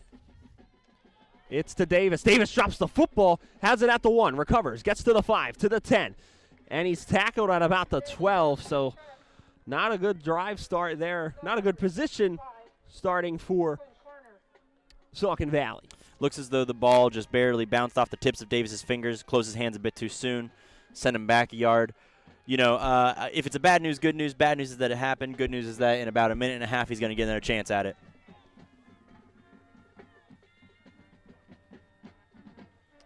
So, yes, Saucon Valley will receive the second half kickoff after the break. 1:25 left to go here in the second quarter. 14-6. Bangered up on Saucon Valley. 1st and 10 Saucon Valley starts their drive at their own 12. Mahaffey is in the gun. He takes the snap. He's now going to roll to his left. He's looking, still rolling. He's then going to get to the 10. He's then going to throw it downfield. Overthrows his man. Michael Cordes was the intended receiver. And, momentum was not on Mahaffey's side there, as he did break away onto his non-dominant side, so he had to shift his body over to try and get the pass across his body. It's a rough play to execute, high school football, college. Only guys like Russell Wilson can maybe do that, if any. It's tough. So, it'll be 2nd and 10. 1:17 left to go here in the second quarter.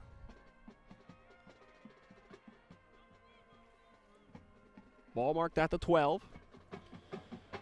Mahaffey is going to be in the gun. He's got 3 wide receivers to his left, 1 to his right. Torres in the backfield, or in the gun with him. Calling out signals. He takes the snap. He's going to look to throw. Mahaffey's going to go downfield, and it's going to be over the head. Intended receiver Alex Magnotta, the sophomore. So now it'll be a 3rd and 10 with 1:13 left to go in the half. Also, great coverage there by C.J. Miles on Magnotta. It's rough here as we're looking at 3rd and 10. You're probably presuming they should go for the pass again. But, at the end of the day, they pass, incomplete, stops the clock. They're going to punt the ball, right? And that's going to give Bangor a chance at maybe, 3 more points, 6, 7, who knows. With a minute left on the clock, they'll get a couple plays in. So he's going to fake it. Mahaffey then's going to try going over the middle.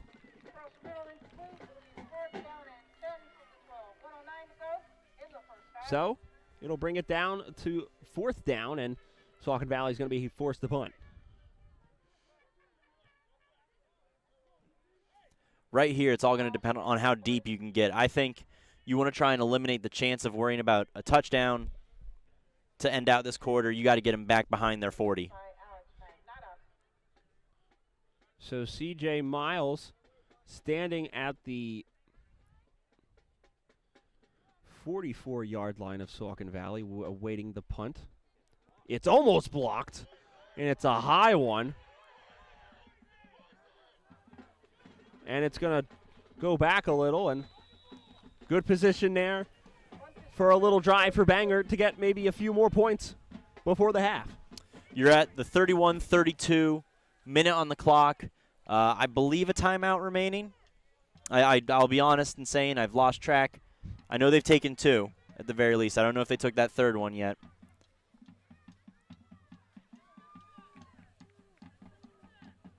In the shotgun, you got to believe they're looking for the end zone right off this play. Right out of the gate, they're going to go for the end zone. So, Streba's in the gun.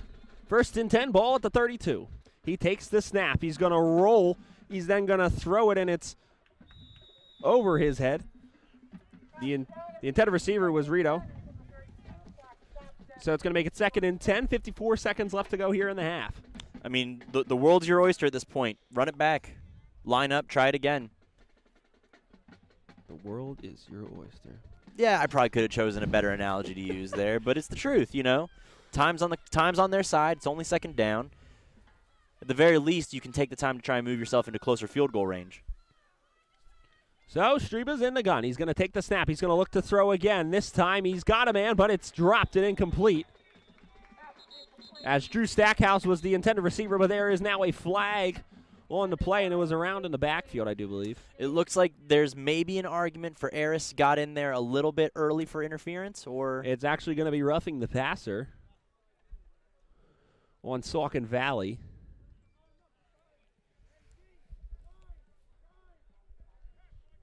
So that's going to... So now the ball is going to be on the 17-yard line, a 15-yard penalty there for Saucon Valley. So that backs them up. Now, if you're Saucon Valley, you can afford to even just run the ball a couple of times. Get yourself closer before you get that kicking unit out there. Give yourself a free 3. Streba's going to be in the gun. He's got 3 wide receivers to his right, 1 to his left. That 1 to his left is C.J. Miles. He's going to take the snap. He's going to look to throw. He's got Farzenbach once again. He makes the catch at the 10, at the 9. I believe that's where they're going to mark it. So now Bangor hurrying up with 38 seconds. As now Streba is in the gun. He takes the snap. He's going to look to throw again. It's going to be almost somewhat in the area of Stackhouse, but incomplete. Going to be 3rd and 2. 25 seconds left. Clock is stopped.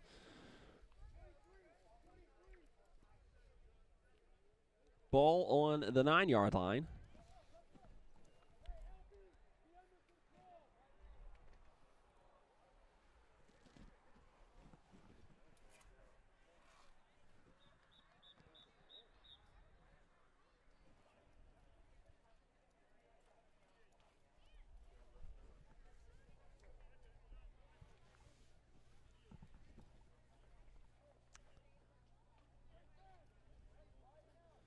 So as we're just waiting, I think the officials are just trying to get set up here.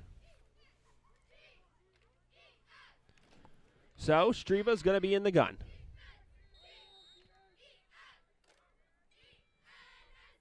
He takes the snap. He's going to run with it. Streba's going to look to try to get into the end zone. I believe he's got the first down. He's at the 5.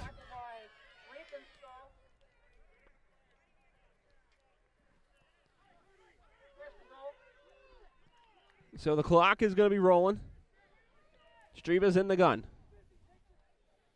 He takes the snap. He's going to look to throw. It's going to be incomplete. Intended receiver is Drew Stackhouse. Stackhouse was looking for a flag there. Now there's going to be 9 seconds left. With 9 seconds, you've got about enough time, I'd say, for one more pass attempt, aiming for the end zone. If not, even if it looks like you don't even have a touchdown potential there, just try and ground it. Go for the field goal.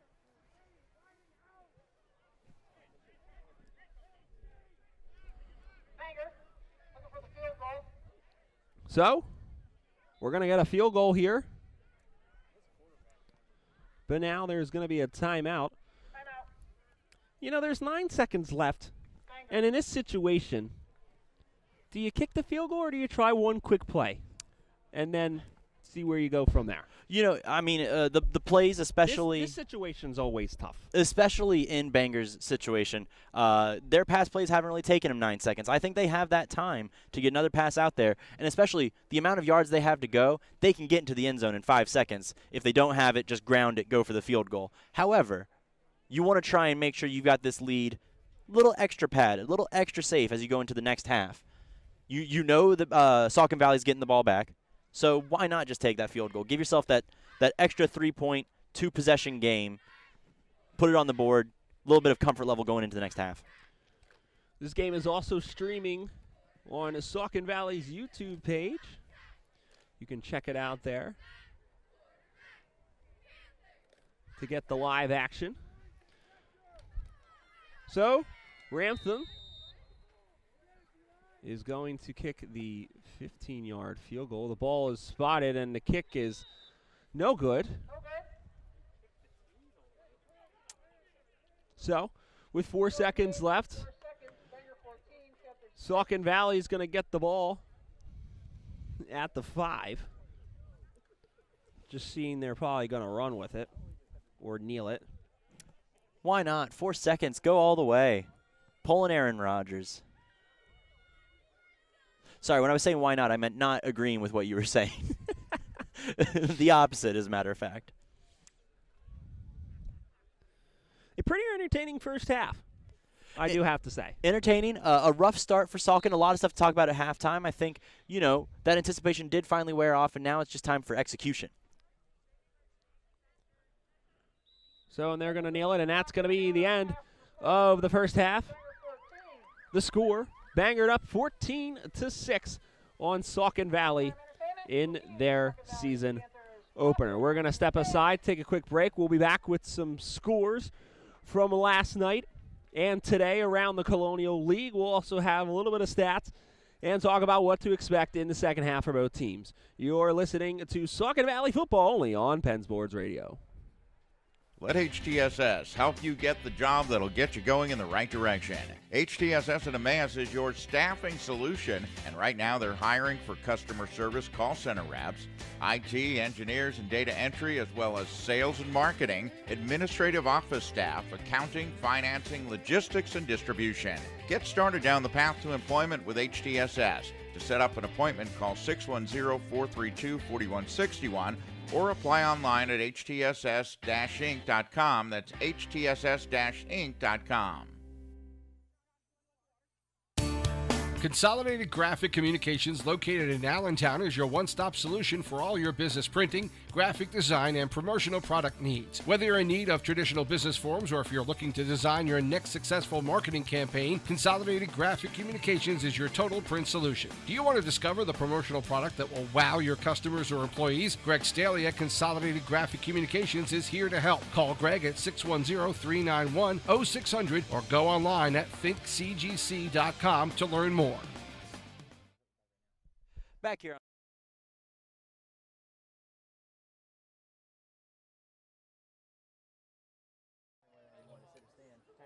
Ladies and gentlemen, in just a few minutes, we are going to be bringing you the halftime show of the Saucon Valley High School Panthers Marching Band. The 2020 edition of the Saucon Valley High School Panthers Marching Band proudly presents their show, The Telltale Heart, music inspired by the short stories written by American author Edgar Allan Poe. Tonight, you will hear the first three movements of our show. The band is under the leadership of director Michael Marini, drumline instructor Chip Bachman, front ensemble instructor Steve Roman, color guard instructor Cynthia Bordney, and our student drum major, Devin Guthrie. Ladies and gentlemen, as the Saucon Valley Panthers Marching Band gets set up for their show, please enjoy our halftime entertainment. Definitely set him back a little bit.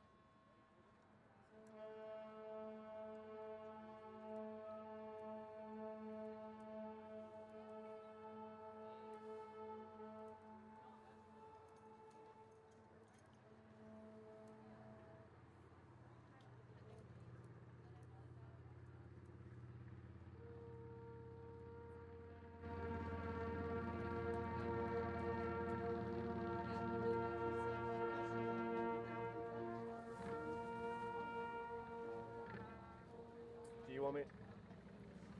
Do you want me to do? Do you want me to do the scores? If you want to. I'm literally gonna do those and then go to commercial. We don't need.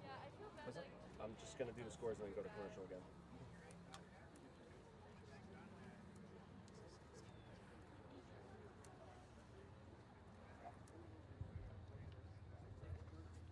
Did you?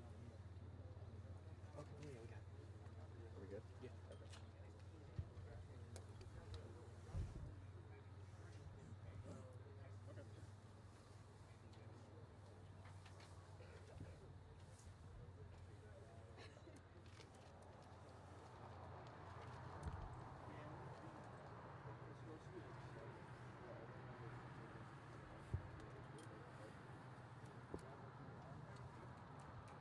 Back here at Penn Sports Radio as the band is currently on the field getting ready to perform. But some scores from the Colonial League last night. Northwestern beating Wilson 42-16. Notre Dame Green Pond beating Palmerton 48-7. Nervous, very, Palisades beating Saucon. very nervous. I have been and I am. But why will you say I that? All today, Penn Arch beating Catasauqua 36. This such a very So, we're going to step aside once again. Don't go anywhere. You're listening to Saucon Valley Football only on Penn Sports Radio.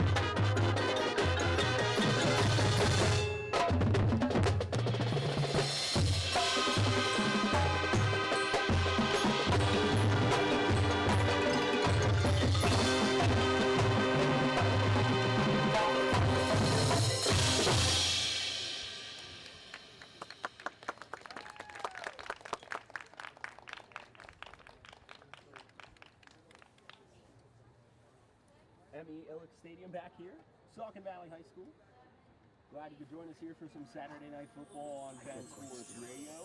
The score at the break, 14-6, Bangor up on the Panthers of Saucon Valley. Again, Saucon Valley's season opener.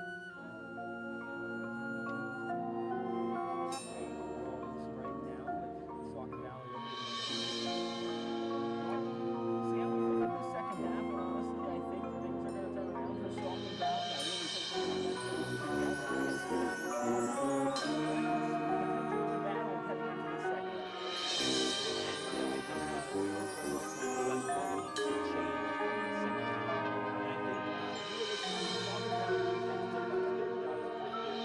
Settled down after that first drive, really was able to start stopping Bangor on a routine basis. I don't want to say something so extreme as to say this offense needs to wake up. You know, it's made its mark on the field. I just think there needs to be some execution that's more than just 2-3 yards at a time, more than just some short passes. I really need to see that drive the ball.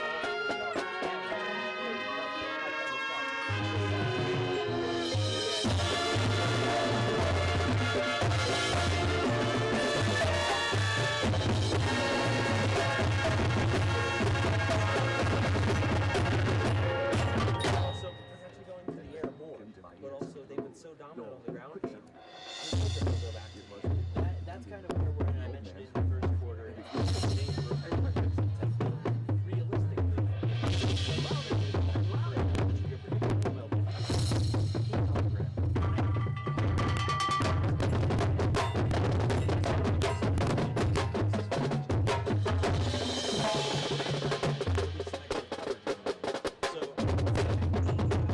Saucon Valley doesn't score,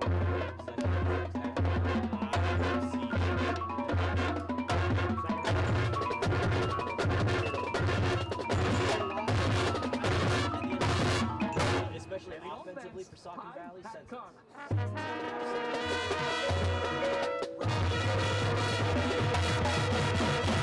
The toss-up, Striebe and Rito both have taken a lot of responsibility, but if I had to say who you're going to rely on due to their consistency, I'd say you're watching out for Rito. Well, there you have it. We're going to take a break.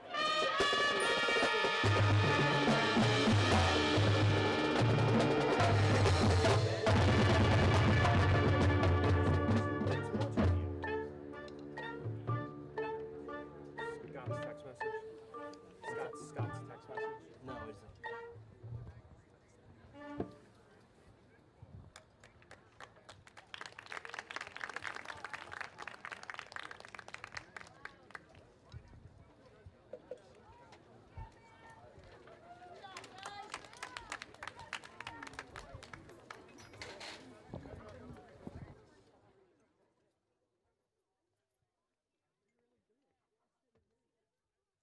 Saucon Valley High School Panthers Marching Band. Terrific. Thank you very much.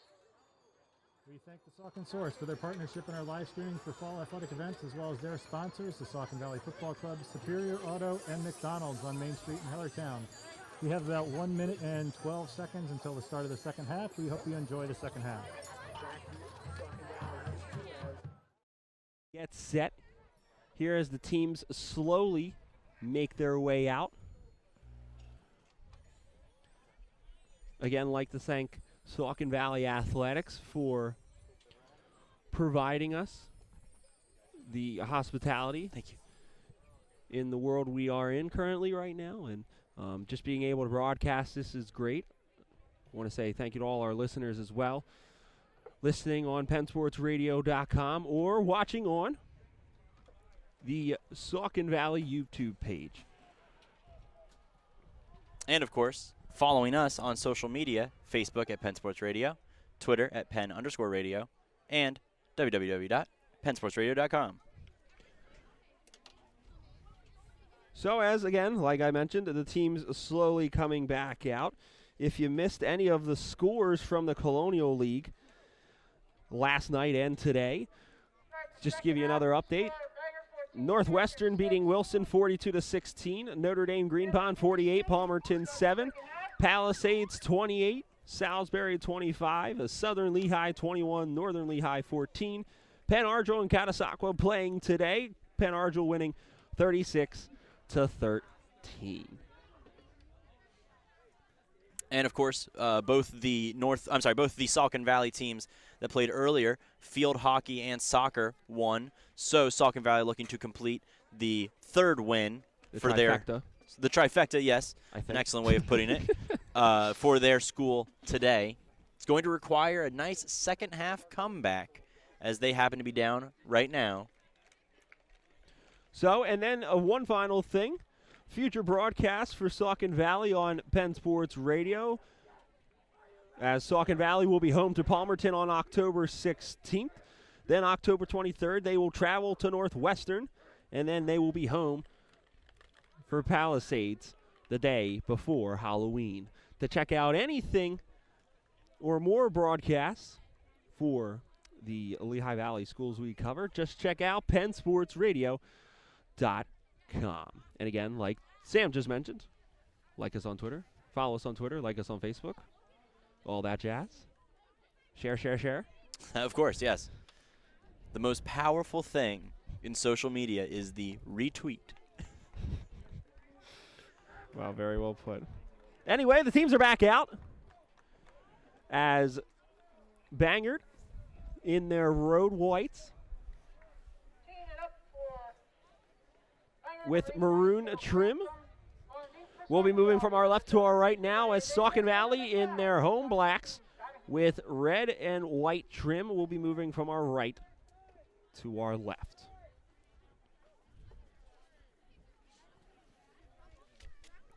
And, of course, as the sun is setting, for a second I was sweating in my jacket. It's going to get cold, too. And now, all of a sudden, I'm wondering if I should have brought a third layer. So,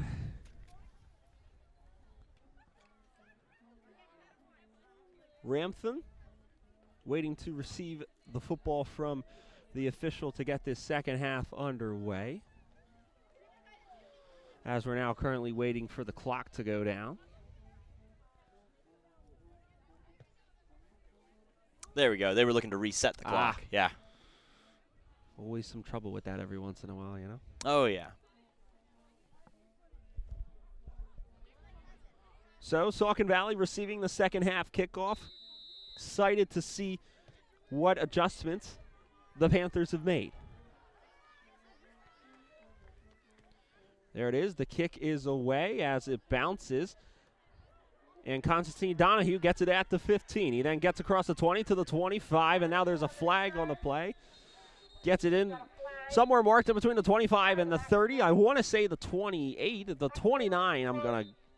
Yep, it's going to be the 29, but there's again a flag on the play. We'll see what the call is. Referee threw that flag like he was the quarterback. Hey, man, those things can fly. Oh, I saw. So, and here is the call. It's going to be a legal block in the back on Saucon Valley. And, that's something we actually didn't have time to get to during the halftime report, is that penalties have been major against Saucon Valley this game. Only one against Bangor the whole way, as that I believe Saucon Valley's coming up on, if not at 10 already.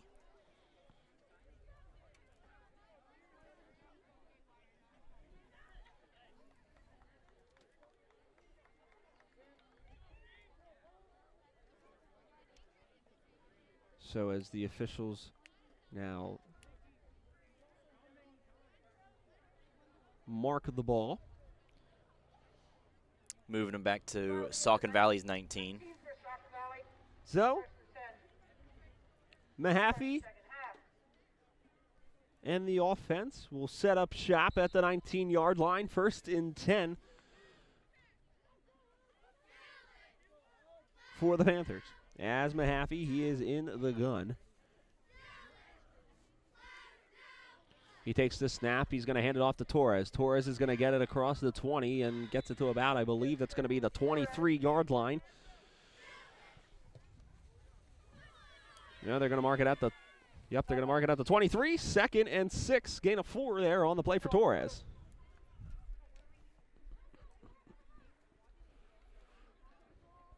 Torres on 5 carries, running at 32 yards right now. on 6 carries. So Mahaffey then hands it off to Torres once again. He gets across the 25, and now he gets it to the 29-yard line. And it'll be a first down for Saucon Valley.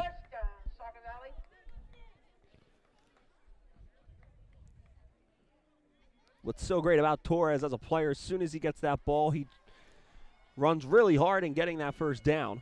Absolutely. He breaks through the line really easily. It's just whether or not other defenders are catching up to him, which has been the case on a couple of these shorter runs this game. Multiple defenders as well. So Mahaffey takes the snap. He's then going to hand it off to Torres again. Torres is stopped. I believe they're going to give him a yard.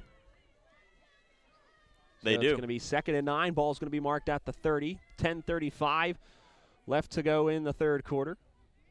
14-6. Bangor with the 8-point lead.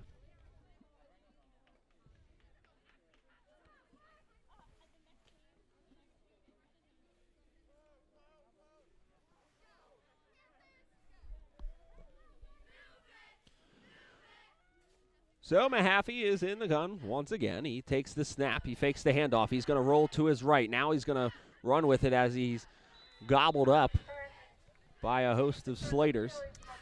Looks like that might have been number 22 with the sack, as we just actually did hear that over the intercom. Dylan Miller there. And that's 2 sacks for Bangor this game so far.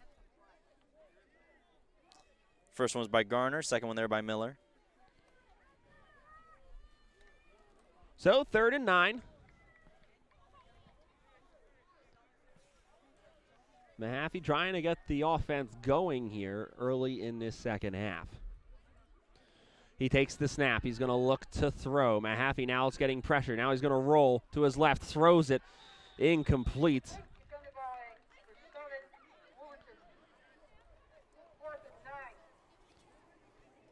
Eternal Eris, the intended receiver. So now it'll bring up 4th down, and once again, Saucon Valley out the punt. And you got to wonder if that flag off the kickoff kind of set the nerves back in right out of the gate. You know, kickoff in the first quarter, nice run right after. Now you got a flag on the kickoff in the second half. You know, maybe the nerves have yet to be lifted with all these mistakes happening. So Magnotta ready to kick it away for Saucon Valley. C.J. Miles standing at his own 29-yard line. And it is blocked. It is high up in the air. And now it's going to be recovered by Bangor. And I believe that's going to be... So Caleb Rantham, the defensive end and the kicker and the punter, recovers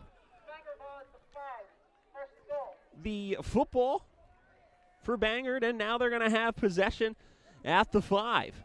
And that's something I think you got to talk about between games here. You've had a blocked extra point and a blocked punt. Is it the line not keeping people from getting to them, or are they not getting these balls kicked fast enough? So Streba's going to be in the gun. It's going to be a direct snap to Rito. Rito's going to get into the end zone. Touchdown, Bangor. His second touchdown of the evening. So now extends the lead now to 14, 20-6 with 9:04 left to go here in the third. So now Caleb Rantham is out for the kick. Jared Rito, the senior, the holder. The snap, ball spotted, the kick is up, and the kick is off the upright. So no good. As the lead now stays at 14. 9:04 left to go here in the third quarter. Bangor up 20-6 on Saucon Valley. You're listening to Saucon Valley football only on Penn Sports Radio. Let HTSS help you get the job that'll get you going in the right direction. HTSS at Emmaus is your staffing solution, and right now they're hiring for customer service call center reps, IT, engineers, and data entry, as well as sales and marketing, administrative office staff, accounting, financing, logistics, and distribution. Get started down the path to employment with HTSS. To set up an appointment, call 610-432-4161 or apply online at htss-inc.com. That's htss-inc.com. 9:04 left to go here in the third quarter.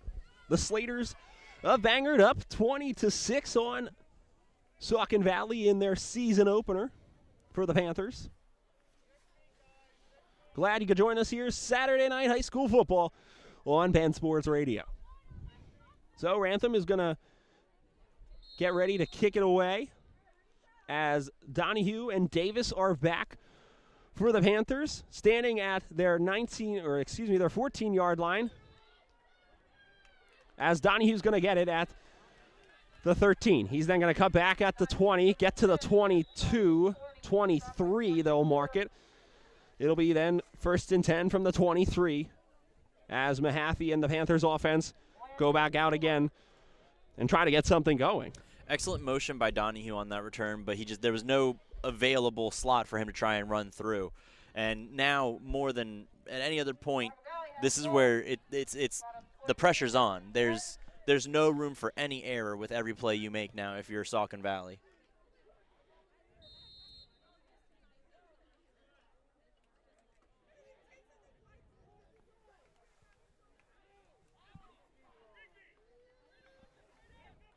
So Mahaffey is in the gun. He's going to take it himself. He's going to run. He gets to the 25, to the 30, to the 35, 40. Past midfield. He's to the 45, 40, 35. He's tackled and brought down at the 30.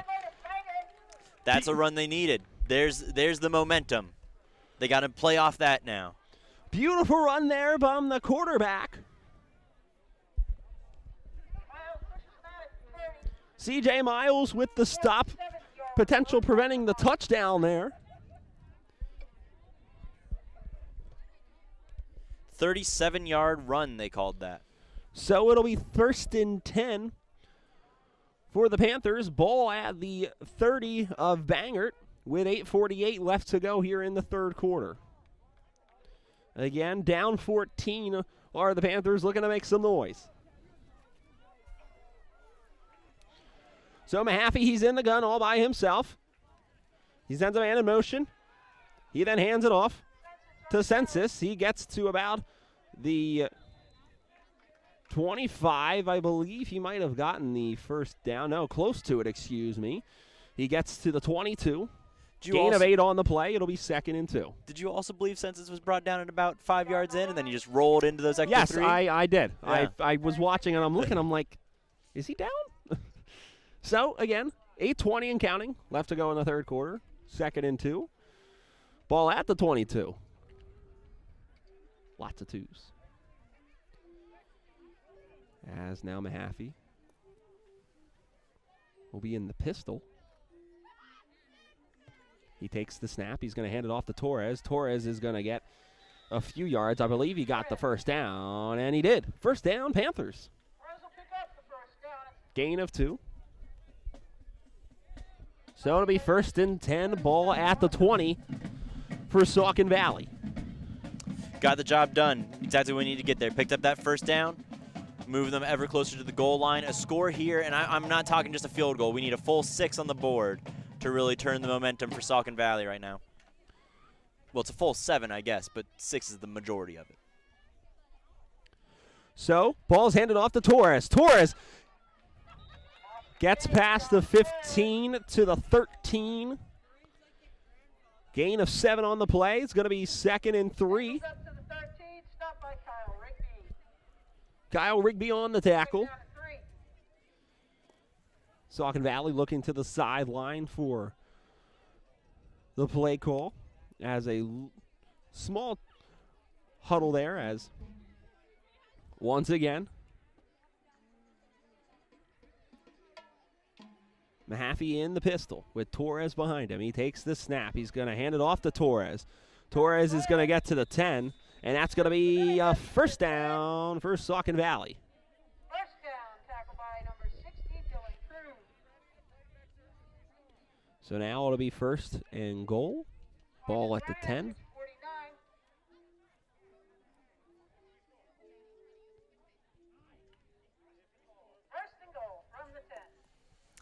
First and goal, Saucon Valley. Probably, if I'm them, I might just keep this Torres momentum working. So Mahaffey, he's in the gun. He then drops the football. It's on the ground. It's recovered by Bangor. And they get the football back. Wow, what a momentum swing. Luke Chidsey with the recovery. Mahaffey drops the football in exchange with Torres. Something about that fake went wrong, whether or not it was even supposed to be a fake or something in the handoff. When Mahaffey brought the ball back into his possession, it slipped through his hands. Clear fumble, and now really good drive there for Saucon Valley, and then the turnover. Stopped dead in its tracks. Ugh. Bangor can force the timer to keep running if they score here. Streba now it's going to be in the gun. He's got Rito next to him. 3 wide receivers to his right, 1 to his left. Now Streba's going to take it himself. He gets across the 35. He gets to about the 40, the 41. They're going to mark it at the 40. He's got the first down for Bangor. 6:15 and counting in the third quarter left to go, and Bangor up 14. Saucon Valley was moving.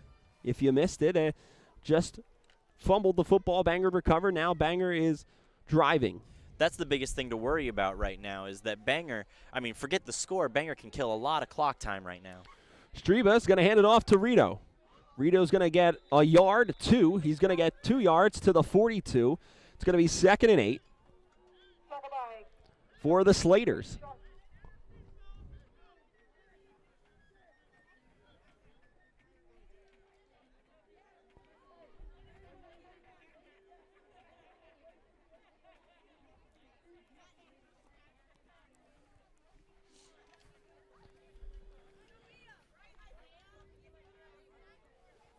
.520 in counting, left to go here in the third quarter. 14-point lead for the Slaters.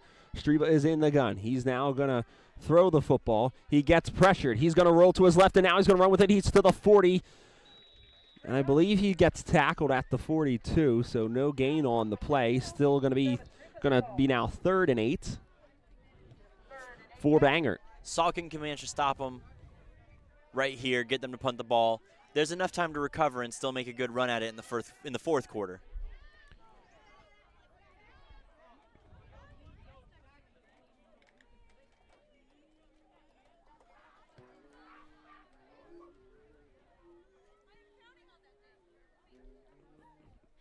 Streba in the gun. 3 wide receivers to his right, 1 to his left. He looks to throw. He's going to get over the middle. It's intercepted by Saucon Valley. It's to the 30, to the 25, to the 20, to the 15, the 10, the 5, the touchdown! Saucon Valley into the end zone. Another momentum swing. Perfect time for it. Absolutely. Fizenmeyer, number 52, Tyler Fizenmeyer, with the interception and the touchdown. Man, that couldn't have come at a better time. Right after you lose the ball to a fumble, get it back with another interception, with your own interception, take it in for 6. A pick 6.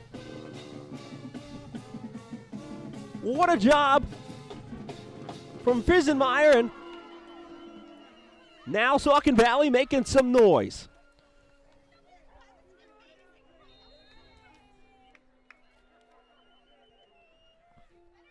As Jacob Clements is actually in to kick. Ball spotted, the kick is up, and the kick is good. So, now we're to a 7-point game with 4:24 left to go in the third quarter. Bangor up 20-13 on Saucon Valley. Saucon Valley with the pick 6. You're listening to Saucon Valley High School football only on Penn Sports Radio. Let HTSS help you get the job that'll get you going in the right direction.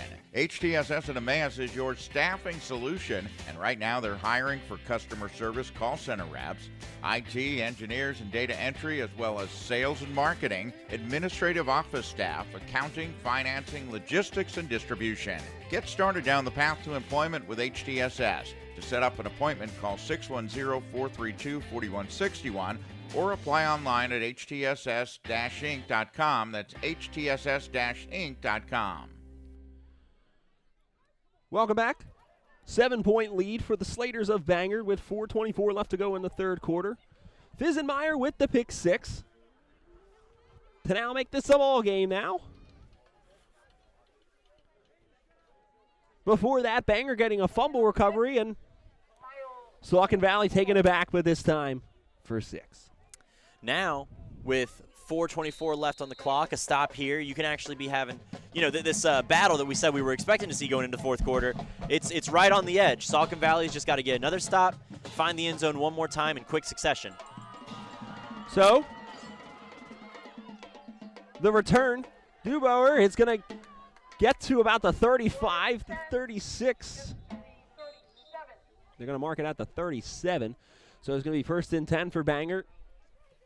Kind of an important defensive possession here for Saucon Valley. I know it's only the third quarter, but still. No, I think, with the struggles their offense has had finding the end zone, every single defensive possession is that much more important until this offense can find the back of the field one more time. And now there's a flag on the play. It's going to be against Bangor, so they're going to back them up. Only their second penalty this game. And now they're going to start their drive rather with okay field position at the 36. Now they'll start at their own 20.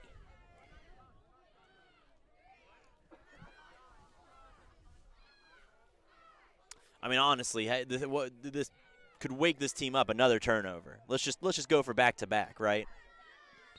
So Streba is in the gun. 3 wide receivers to his right, 1 to his left. He then gives it to Rito. Rito is then going to get to the 21. A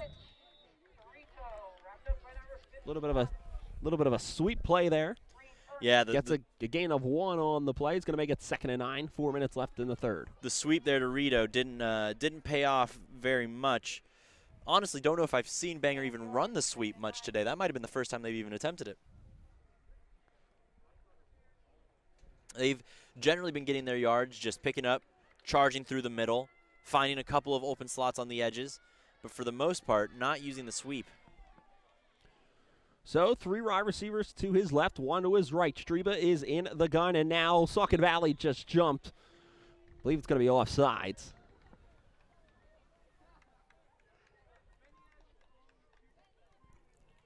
So offsides on Saucon Valley. 5-yard penalty there. It'll be 2nd and 4 now. 3 yards for Bangor. 20-13 the score. Slater's up 7 on the Panthers. Panthers looking to get a stop as the ball is on the 25 of Bangor. And it's 2nd and 5.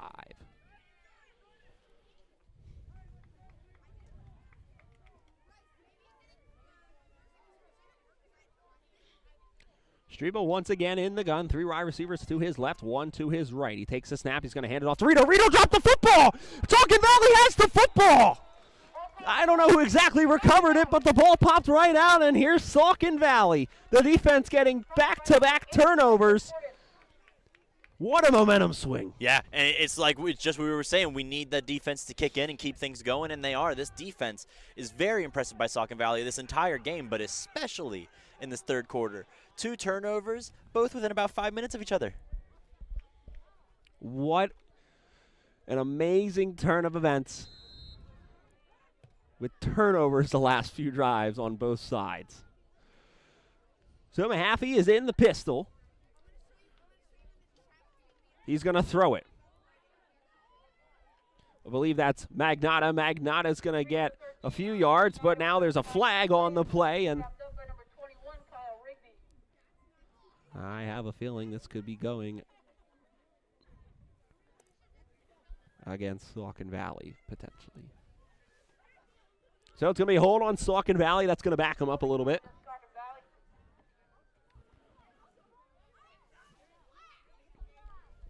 With 2:45 left to go here in the third quarter once again. Bangor up 7. However, 2 back-to-back turnovers, a pick 6 for Saucon Valley, and now a fumble recovery. And Saucon Valley kind of right where they want to be. A chance to score as they are in Bangor territory.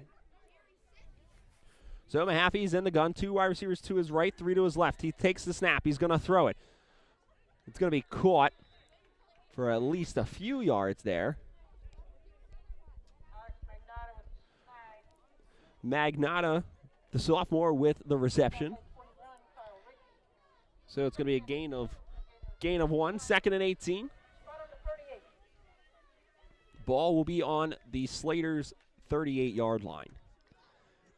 So Mahaffey's going to be in the gun once again. He's going to have 2 wide receivers to his right, 3 to his left. Mahaffey takes the snap. He's going to look to throw. He gets it to Census. Census to the 30, to the 25, to the 20, to inside the 20 to the 16. Or they're going to mark it at the 15. So a first down for Saucon Valley. Way to make up the penalty yards. I like the way we heard that over the PA. Put that first down up. So 1st and 10 for Saucon Valley. Ball on the Bangor 15-yard line. I think you try something like that again. I think you really let Census find his way into the middle of the field and fire one into him. So Mahaffey, 1 wide receiver to his left, 2 to his right. He's in the pistol. Hands it off to Torres. Torres gets past the 14. I believe they're going to mark it at the 13. So a gain of 2. It's going to be 2nd and 8. Ball marked at the 13-yard line.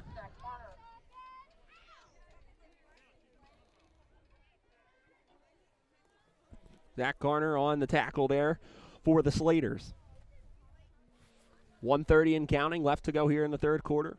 Glad you could join us here on what is now an exciting second half here on Penn Sports Radio. Mahaffey's going to be in the gun. Torres on his right. He takes the snap. He's going to roll right. He's going to look to throw. Spins. Throws it. Caught. And almost getting into the end zone, but getting to the 1-yard line. Finally there we see Mahaffey under pressure. He almost always scrambling, but finally under pressure, getting out of the pocket, getting that open pass. Good look, good pass. We're finally seeing, I think, Mahaffey in, late into the third quarter, but he's settling into those pressure scenarios as a quarterback. Census with the reception. So, 1st and goal. Ball on the 1. Saucon Valley at the doorstep, knocking at the doorstep, looking to get in. Mahaffey's going to be in the pistol. He's got no wide receivers to his right, but he's got 2 to his left. He takes the snap, hands it off to Torres. Torres jumps for the end zone. He's in. Touchdown, Saucon Valley. And just like that, it's a 1-point game once again for the first time since it was 7-6 way back in the first quarter. And now a potential chance to tie for the Panthers. This extra point, not a guarantee, as they got 1 through and 1 blocked, so they need to get this kickoff quickly. As Jacob Clements set for the PAT. Ball is spotted, the kick is up, and the kick is no good. Barely missed off to the left post. It was a screamer. Yeah. However, a miss, so it stays a 1-point lead with 32 seconds left to go in the third quarter. 20-19, Bangor up on Saucon Valley. We're going to step aside and take a quick break. You're listening to Saucon Valley High School football only on Penn Sports Radio. With the best materials and professional standards, Edge One Property Services of New Tripoli is your home for commercial and industrial residential services. This includes cleaning solutions, painting, pavement solutions, snow, ice management, and landscape. Edge One Services' sophisticated management team can provide maintenance services to the commercial, industrial, educational, and HOA community sectors. Give your property the Edge One effect. For more information, call 484-247-4240 or go to edgeoneservices.com.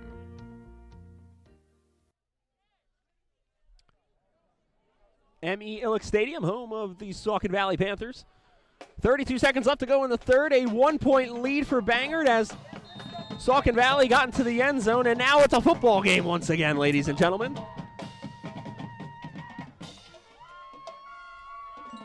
Dobauer then takes it to the 30. He gets to the 32. And that's where they'll mark it. So a first down will start at the 32-yard line for the Slaters. You know, we gotta hope that we're seeing another score, honestly, from either side, but of course, in our case, hopefully from Saucon Valley. And hey, watch out for the defenses now. Absolutely. I think the one thing defenses have been buzzing. Absolutely. So Streba's going to start his drive at the 32. One receiver to his left. That's C.J. Miles. 3 other wide receivers to his right. He is in the gun. He takes the snap. He's going to hand it off to Rito. Rito's maybe going to get a yard. Yes, he will get to the 30, or maybe they'll give him 2. They're going to give him 2 yards. It'll be at the 34-yard line, and it'll be 2nd and 8. And I believe they're going to just run the clock down, and that'll be the end of the third quarter. As we have a 1-point game heading into the final frame. The Slaters of Bangor up 20-19 on Saucon Valley. Should be a thrilling fourth quarter. You're listening to Saucon Valley High School football only on Penn Sports Radio. Consolidated Graphic Communications, located in Allentown, is your one-stop solution for all your business printing, graphic design, and promotional product needs. Whether you're in need of traditional business forms or if you're looking to design your next successful marketing campaign, Consolidated Graphic Communications is your total solution. You want to discover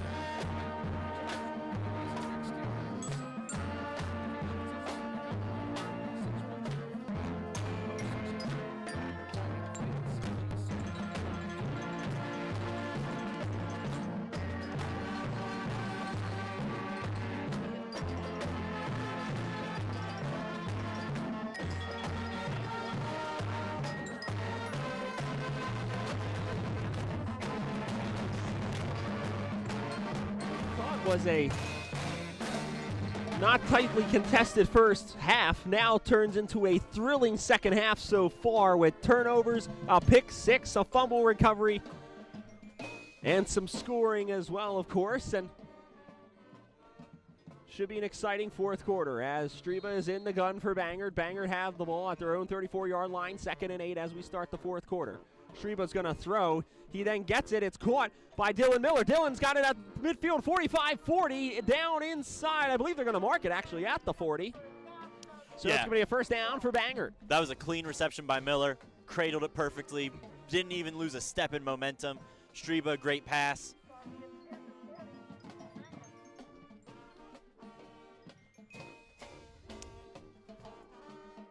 This rendition of Sweet Caroline only brings back the great memories from last season with broadcast partners Tony Sabilla and Andrew Trimble. Ah, the great Tony. The great Tony. Is that what we're calling him now?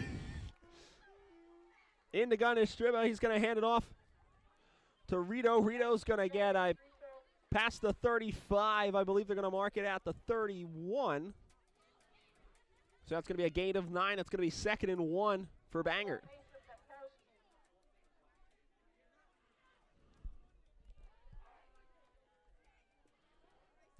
11-10 and counting left to go here in the fourth quarter. 20-19. Bangor up 1 on Saucon Valley. Streba's in the gun. He's going to take the snap. He's going to take it himself. And he doesn't get anywhere. I believe he's just stopped at the line of scrimmage. So Fisenmeyer, the kid with the pick six, with the tackle. So it'll make it 3rd and 1. Ball still on the 31-yard line.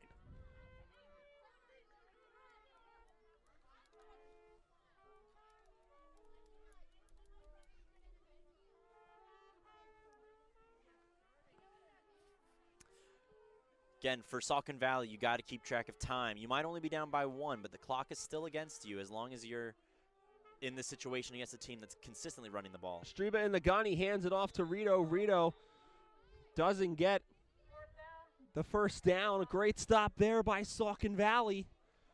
Now the question is, what do you do? It looks like the offense is staying out on the field, so it looks like the Slaters are going to go for it. 4th and 1, ball on the 31-yard line of Saucon Valley. Yeah. With 10 minutes left in the fourth. 1 yard, the way you've been running the ball the whole game, you got to assume you can break past that line, and a first down here is only going to allow you to eat up more clock time as we're now under 10 minutes. Streba's, it's going to be a direct snap to Rito. Rito's going to get the first down a little bit more, maybe another yard or two. They're going to mark it at the 29. It's going to be a first down for Bangor. Gain of 2 on the play. Again, 9:41 left to go. 20-19, Bangor up 1 on Saucon Valley. And, we've kind of not mentioned it so far this game until the interception happened, but Fisenmeyer, especially defensively, has been playing outstanding. Multiple stops, got that interception returned for 6. A great defensive presence for Saucon Valley. Carryover from last year. I remember covering him last year, and he still played an excellent game. So Streba's going to be in the gun. He takes the snap. He's going to take it himself. He gets it past to at least, I believe, the 25. That's where they're going to mark it. So it's going to be a gain of 4. It's going to make it 2nd and 6 for the Slaters. And now there's a stoppage of play, a timeout.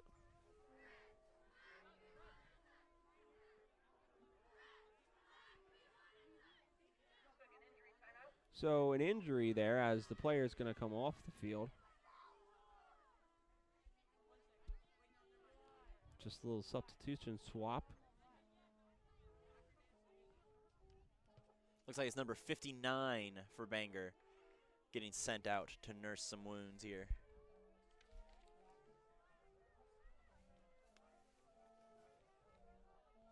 As Ben Engel coming off the field. Streba is going to take the snap. He's going to take it himself. He gets past the 25, past the 20.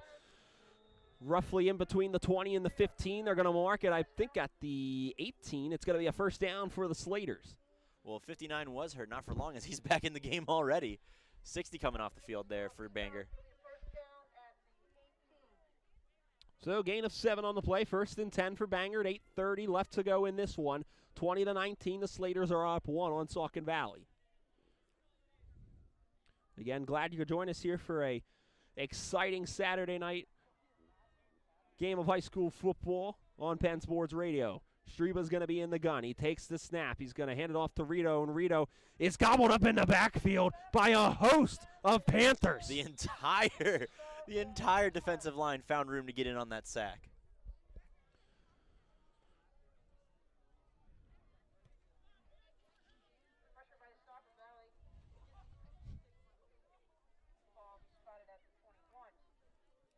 Now you got to wonder, too, as the temperature drops, it's getting colder out there, your fingers get a little bit stiff. Is that where the run becomes more imperative now? Is that where we're going to see whoever can just run the ball best as the more crucial offense in this game? So 2nd and 13, ball on the 21. Streba's going to be in the gun.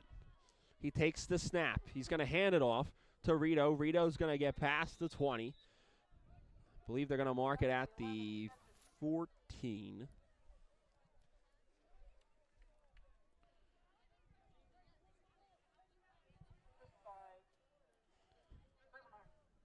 And again, they're actually going to mark it at the 17-yard line. Again, this is what I was talking about needing to watch the clock. I mean, Bangor's ate a lot of time off the clock this quarter. Streba, he is in the gun. He's going to take the snap. He fakes the handoff, and now he's going to throw, but now he's going to run with it. Now he's going to roll right. He's going to get, I believe he got the first down there at the 10, and he did. Great play there by Streba. Continuing the play, extending it, getting the first down. Far enough for the first down, and I thought he actually stayed in bounds. Apparently he did not. Forgot my glasses. So it's going to be 1st and goal. Forgot my binoculars anyway. 6:40 left to go here in the 4th. 1-point lead for Bangor as they look to extend their lead and make it a little bit more difficult for the Panthers. Ball on the 8. 1st and goal. Streba's going to be under center. Or it's a direct snap to Rito. It was still up much after I thought the ball had been downed.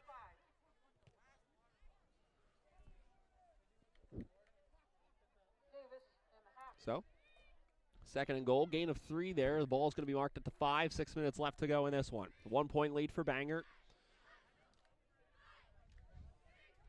Now here we're coming under 6 minutes to play. Bangor still has the ball.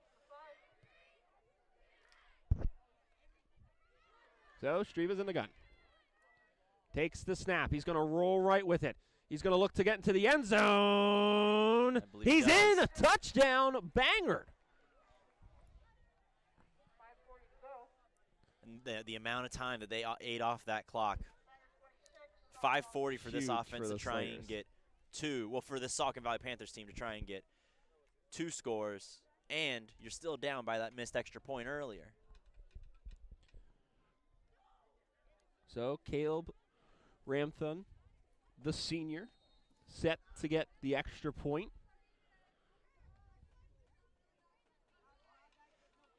Ball spotted, the kick is up, and the kick is off the left upright, no good. So, stays a 7-point lead, 26-19 with 5:40 left to go in the fourth. Still time for Saucon Valley. We'll see what happens on the other side. You're listening to Saucon Valley High School football only on Penn Sports Radio. Shadler Yesco Distribution is a full-service distributor offering products and solutions for the electrical industry from 21 locations throughout Pennsylvania. From lighting design to energy analysis to automation support and datacom solutions, the team at Shadler Yesco has specialists with real-life experience to support your business needs. With over 260,000 square feet of inventory across the state and thousands of products from the industry's most trusted manufacturers, quality products are delivered fast. For local needs, visit them in Allentown at 256 West Walnut Street, open Monday through Friday, 7 a.m. to 5 p.m., or check them out online at sydist.com, 24 hours a day, 7 days a week. Not looking for electrical supplies, but would love a rewarding career? Shadler Yesco is hiring product specialists, sales and customer service reps, material handlers, office personnel, and more. Visit sydist.com/careers. Shadler Yesco Distribution Incorporated is an equal opportunity and affirmative action employer. Shadler Yesco is a proud sponsor of Allentown Central Catholic Athletics. Saucon Valley High School, 5:40 left to go here in the fourth quarter, 26-19 the score as Bangor just punched it into the end zone with Streba, his second of the evening. So now Saucon Valley getting the football back, and here's their chance to potentially drive down the field and can tie the football game. Beautiful kick. As the kick is recovered at the 5. It's Donahue. He gets to the 25. So that's where the drive will start for Saucon Valley with 5:32 left to go in this one as they're down 7.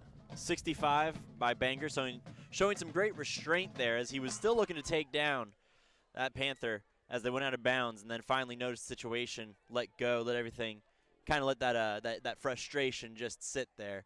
This is rough. This is a rough situation for the Panthers to be in fourth quarter. 5:30 on the clock and 2 possessions down. I mean, they got to go deep and quick.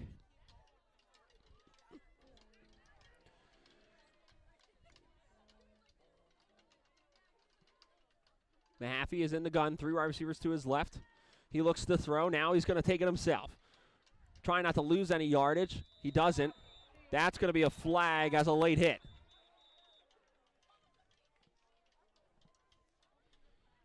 Panthers will at least be able to get something out of that play then.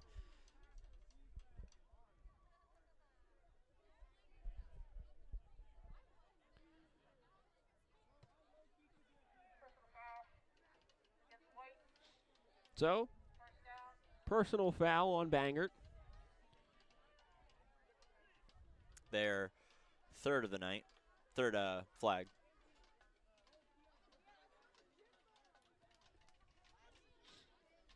That will move them up, give us a fresh set of downs to look at. 15-yard penalty, so that'll move the ball from the 25 to the 40 for Saucon Valley.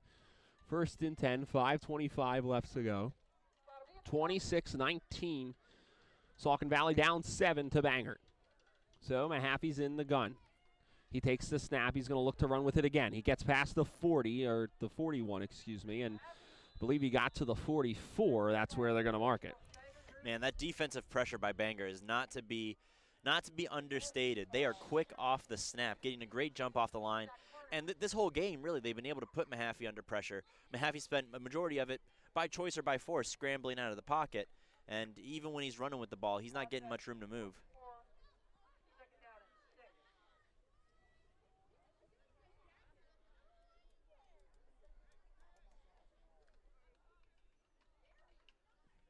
.445 and counting in the fourth. 26-19. Saucon Valley down 7. Mahaffey's in the gun. 3 wide receivers to his left. He takes the snap. He's going to look to throw. He's going to throw it. It's almost intercepted Woo! Saucon Valley down 13, by the way. So, Gabe Wolverton Or no, I'm sorry. with almost the interception. You're right, it is by 7. You all right? Yeah. It's the cold. It's the cold. It's getting to you. 36, 544. It is a little chilly out here. My hands have been in my pockets. That's what the mistake was. 4:30 left to go. 26-19 Bangered up. Saucon Valley looking to drive down the field here. Ball at their own 44. It is a big 3rd and 6. In the gun is Mahaffey. He's got Torres to his left. 3 wide receivers to his left. 1 to his right. He takes the snap. He's going to look to throw. He's going to throw it downfield. It's going to be caught. It's going to be Alex Magnotta for the first down, and they're going to be inside of the 30 of Bangor. Here come the Panthers. That's an excellent catch by Magnotta. Pressure was on him again. He was close to being out of bounds and managed to keep it, catch it, keep it in bounds. Good gain afterwards. And now the pressure is on as we have a chance for Saucon Valley to stay in this game. What a great season opener for Saucon Valley. A good battle between these two teams.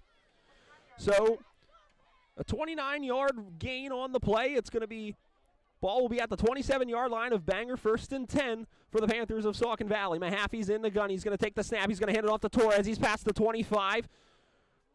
I believe he's at the 20. They're going to mark it at the 21. So it's going to be a gain of 6. It's going to be 2nd and 4 with 4:10 and counting left to go in the 4th. Let's hope that Sensitz is on the radar here for receivers to potentially throw to. Only 3 yards short of a 100-yard game receiving. Already got a touchdown for himself as well tonight. So we have a stop. I think the officials are making sure they mark the ball correctly. It looks like they had it a yard behind. Instead of the 21, they marked it at the 22. So now it is marked at the 21. 2nd and 4. Under 4 minutes on the clock. Mahaffey's in the gun. He's going to take the snap. He's going to hand it off to Torres. Torres gets past the 20. He's going to get to the 5, almost to the 15. I think they're going to mark it at the 15. And he's got the first down. Exact same play, exact same execution, exact same result. They ran that same run back-to-back, picked up almost virtually the same amount of yardage. Torres finding some good strides here as they get closer to the end zone.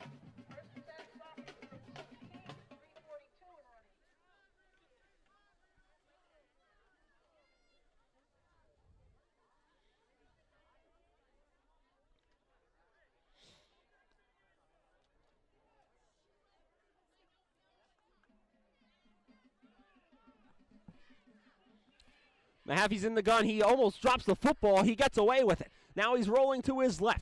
He's at the 5. He's going to get into the end zone. Touchdown, Saucon Valley. Great recovery there. A play that could have gone wildly wrong. Mahaffey with excellent awareness, knew the pressure was coming in from behind, bolted towards the end zone, making the best out of what it could have been the worst.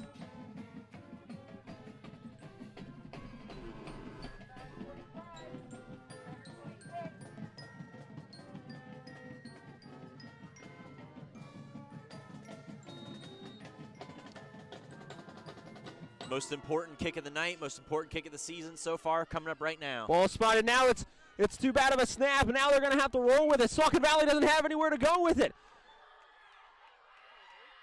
It's going to throw it, and it's going to be dropped. Since it's tried to bring it in, bobbled it. I believe that was not meant to be a fake. I believe it was meant to be a field goal. It was just a little bit of a high snap. Might be a question to be asking Coach as I interview for next week.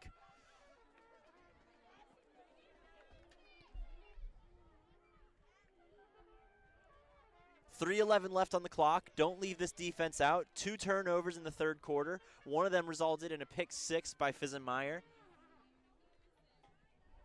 I'm just saying, down but not out is certainly the motto to go by in these final 3 minutes for Saucon Valley. This defense has shown it has tremendous strength already this game, basically helping this team to be in the position they're in right now. Not to put the offense down, but the defense has had a tremendous game. So, 3:11 left. 26-25 the score. Saucon Valley not getting the chance to tie this game. They've had it multiple times to do that with the extra point and have difficulties either with the snap or just the kicking itself, as they've hit the upright as well. So Bangor's going to get the ball back unless Saucon Valley attempts it on sides. Let's see what happens. But now Bangor's going to take a timeout. We're going to take a timeout as well. 3:11 left to go in the fourth quarter. Bangor up 26-25. You're listening to Saucon Valley High School football only on Penn Sports Radio. Nutripoli Bank is the bank you and your family have come to know and love. That's because Nutripoli Bank treats each and every customer as an individual, encouraging them to dream big and reach for their goal. Welcome back, Saucon Valley High School. 3:11 left to go in this one. 26-25. Bangor up 1. Saucon Valley struggling with the extra points. So a chance for the Panthers to tie it, and a muffed snap that required a play that was not designed to happen. So now Chris Meddy is going to kick it off. And it's going to go. And it's going to be brought down to the 30-yard line.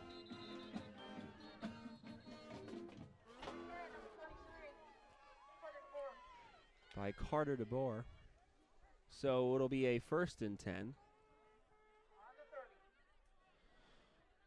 Bangor will start the drive at the 30. So pretty much Saucon Valley just kind of needs a stop. However, Bangor has had really good running. The ground game has been playing in their favor. With this amount of time on the clock and Bangor's ability to run the ball, I think you're looking for a forced turnover at ASAP.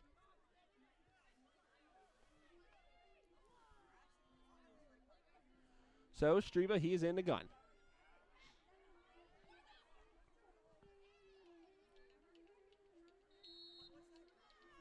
Ball at the 32, 1st and 10 for Bangor. He takes the snap. He's going to take it himself. He gets about to the 35. And now there will be a timeout for Saucon Valley with 2:59 left to go. So a 26-25 game. Bangor up 1. Saucon Valley trying to get the ball back. We're going to step aside and take a quick break. You're listening to Penn Sports Radio. Nutripoli Bank is the bank you and your family have come to know and love. That's because Nutripoli Bank treats each and every customer as an individual, encouraging them to dream big and reach for their goals. Since 1910, Nutripoli Bank has ensured the financial well-being of all their customers. When you're ready to take that first step, Nutripoli Bank will be right by your side. Nutripoli Bank has 3 locations in the Lehigh Valley: Nutripoli, Overfield, and Emmaus. As a community bank serving the Lehigh Valley for over 100 years, Nutripoli Bank knows how important it is to offer their customers the convenience of cutting-edge banking technology, coupled with a local presence that only a true community bank can provide. That's why Nutripoli Bank's mobile banking app, online banking platform, and website are all designed to meet your modern banking needs. For more information, go to NutripoliBank.net. That's NutripoliBank.net. So Streba's in the gun. 2:59 left to go in the fourth. 26-25. Slater's up by 1. They hand it, or Streba's going to take it himself, but he's gobbled up in the backfield. Again, as Saucon Valley is going to take a timeout.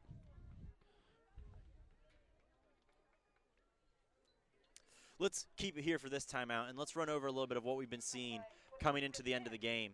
You've got Bangor pretty much outrunning Saucon in terms of both literal running yardage as well as plays ran.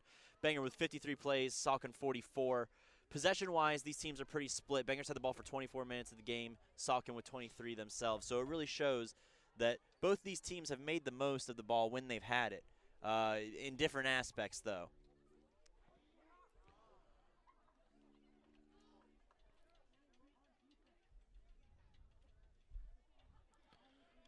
like to thank Bob Fry of Saucon Valley Athletics for housing us and letting us being able to call this game here, as this game has been streaming on Saucon Valley's YouTube page. So 2:54 left to go. Saucon Valley has one timeout left as they're down one. And it looks like after this play, they'll take another timeout. Streba, he's now going to throw it on 3rd and 8. And now the ball's out. It's a fumble. Saucon Valley. Did they get the football? Yes, they did. Panthers have the football with 2:48 to go. It's number 50, Owen Frederick.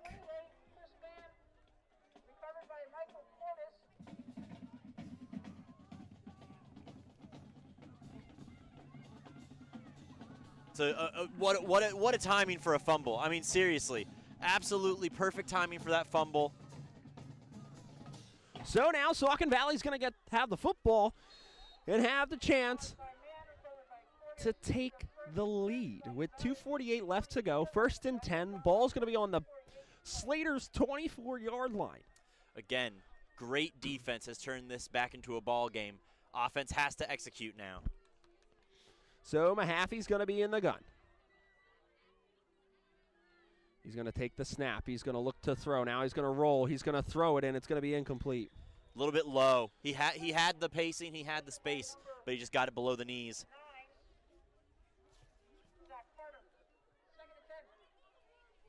So it'll be 2nd and 10. Ball on the 24. 2:34 left to go. Saucon Valley down 1. And looking to just come up with some sort of points here.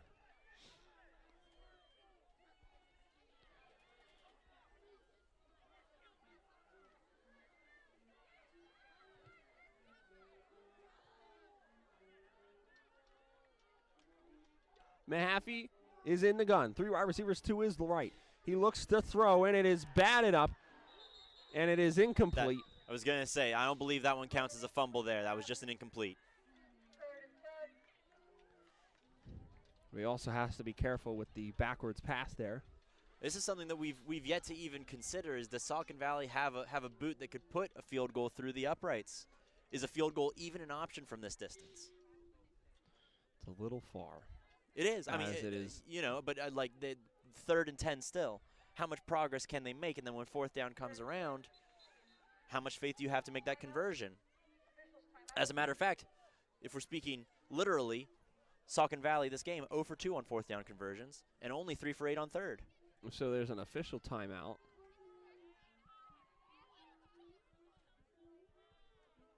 So I don't know what they're doing. Looks like a player might be getting checked.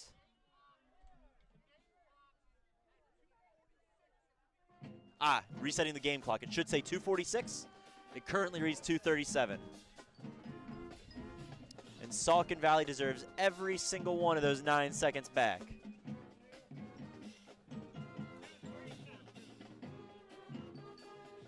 So as they're trying to fix the clock, I believe it's supposed to actually be 2:32. And there we go. Where was the 46 at then? I physically heard the numbers 46 said. Everybody messed up there. So 2:32 left to go, 26-25, 3rd and 10 here.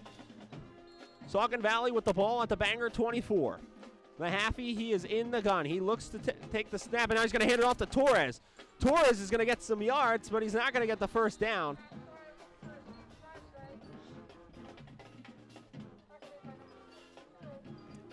And the clock's really got no choice but to run as we're approaching the 2-minute warning here.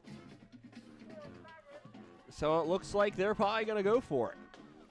With 2:10. I mean, if you don't have a kicker with the leg enough, I mean, you don't really have a choice. No, absolutely. And it's a risky distance no matter what. But when you're 0 for 2 on 4th downs, it's a scary situation no matter what. I got to imagine this is the highest pressure situation a lot of these students might face this season already in their very first game. So Mahaffey's going to be in the gun. He's going to take the snap. He's going to roll. He's going to look to run with it, potentially get the 1st down. He dives. I don't Did think he was get short. it? I think he was short. He's going to be short. It's going to be a turnover. Bangor football. Just by a yard. With 1:37 left. And that looks like that might be the end of it there. I still say don't count them out. In those 3 minutes they had where we thought Bangor was going to run the ball out, got a fumble, recovered it, had another offensive chance. This defense has played stupendous football all game, and 1:37 ain't much to work with. But if there's any team that's going to do it, at least what I've seen this game, it could be these Saucon Valley Panthers. Panthers with one timeout, 1:37 left to go. So Bangor will have the football at their own 16, 1st and 10. Looking to just milk some clock. Of course, Saucon Valley's going to use a timeout probably after this play is run. So Streba's going to run with it. He's going to get past the 25. He's going to get the first down. And wind now a factor up in the broadcast booth. And now I think that might actually do it regardless of the timeout being taken.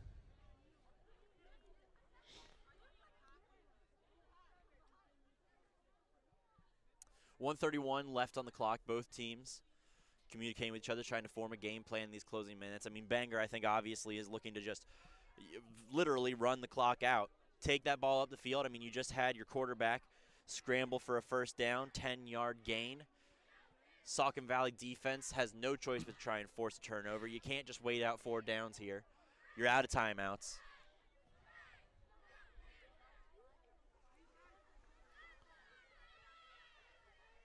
So, yeah, not too many more options here for Saucon Valley as Bangor is going to now look to milk the clock with the 1st and 10 and no timeouts for the Panthers. For whatever reason, Bangor's choosing to pass it, if they were to. Interceptions, basically, I think the best. Well, I mean, I think it's really the best thing that could happen right now. Even a fumble's not necessarily going to get you the yards you need in time. Interception could leave you with some open field to go down. It's not likely, but it's what I got to hope for. Streba's going to be in the gun. He's going to run with it. He gets past the 30, and now they're just going to let him run.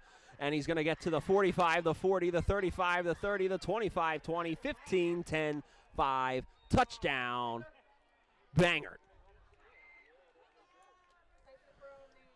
So they let him score. So it's 32-25. But Saucon Valley, I think, also trying to do this to get the football back, so they don't give him the chance to milk more clock now.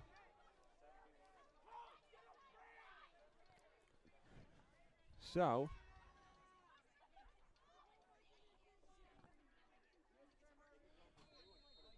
now Bangor. Looks like they might be deciding what they want to do.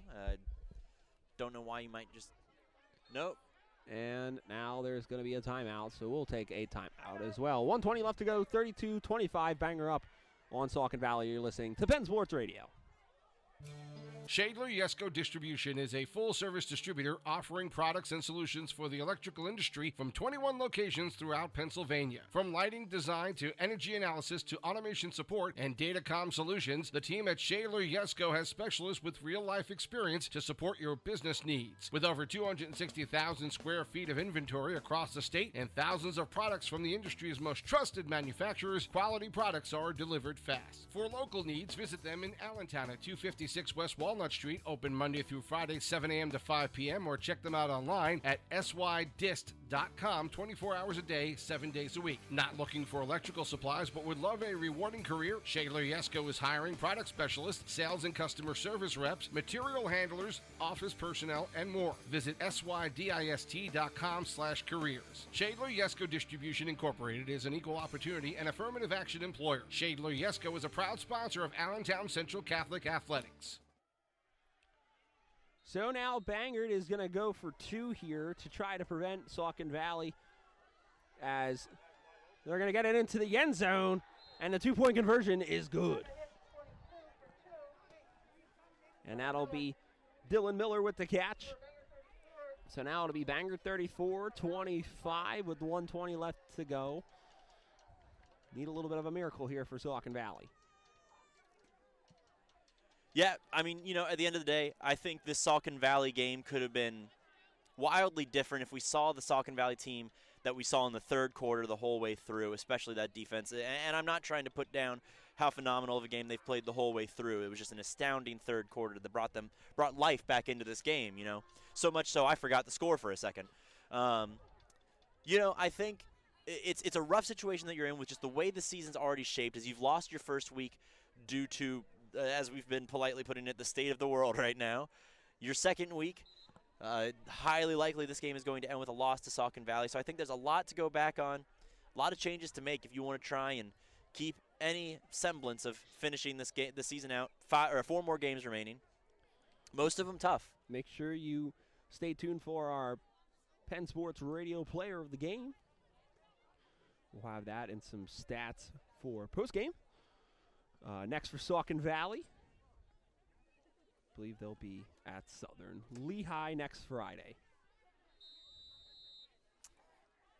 One of the best games I called last season was Northwestern Lehigh versus Southern Lehigh. So as they kick it away, it's going to be to the 15, to the 20, and stopped at the 25 to 24. Minute 13 remaining on the clock. So it looks like there'll be some hurry up as well. You'll see in the coming minute. With 1:13 left to go.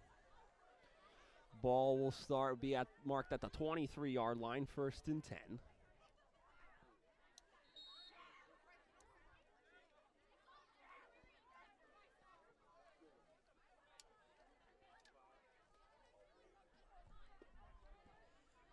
This point, I don't know. I mean, you know, do you think you got a deep arm? Do you try and go for a deep pass to Sensitz or somebody of the sort? Mahaffey is going to be in the gun. He's going to look to throw. He throws it down. He tries to throw it downfield, but he was hit as he throws. Yeah. So it's going to be incomplete.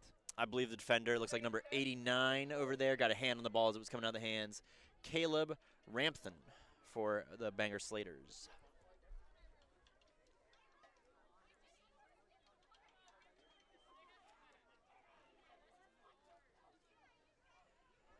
So it'll be 2nd and 10. 1:08 left to go. Stopped clock is good clock for Saucon Valley as Mahaffey's going to be in the gun. He's got one wide receiver to his right. He's got 3 to his left.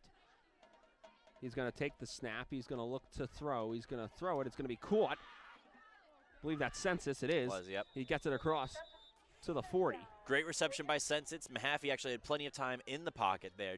Barely took a step outside the drop back.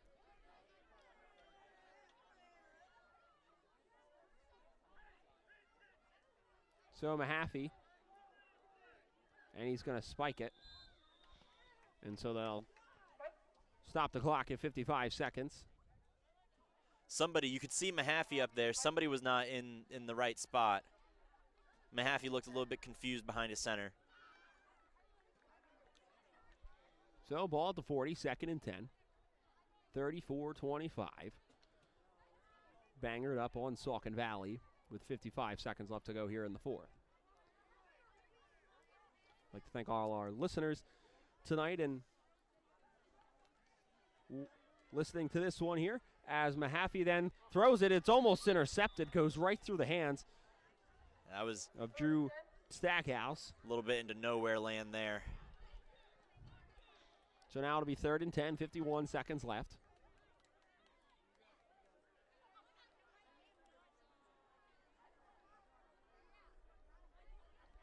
Makes you wonder from up here, if, especially the way this last drive's going, if there's a little bit of frustration being shown out there on the field right now. Things seem to be, and again, it's under a minute left to play. Who knows what method they're taking here, but things seem to be slowing down big time for the Panthers. So Mahaffey's going to be in the gun, and now there's going to be a flag. Looks like it's going to be a full start on Saucon Valley.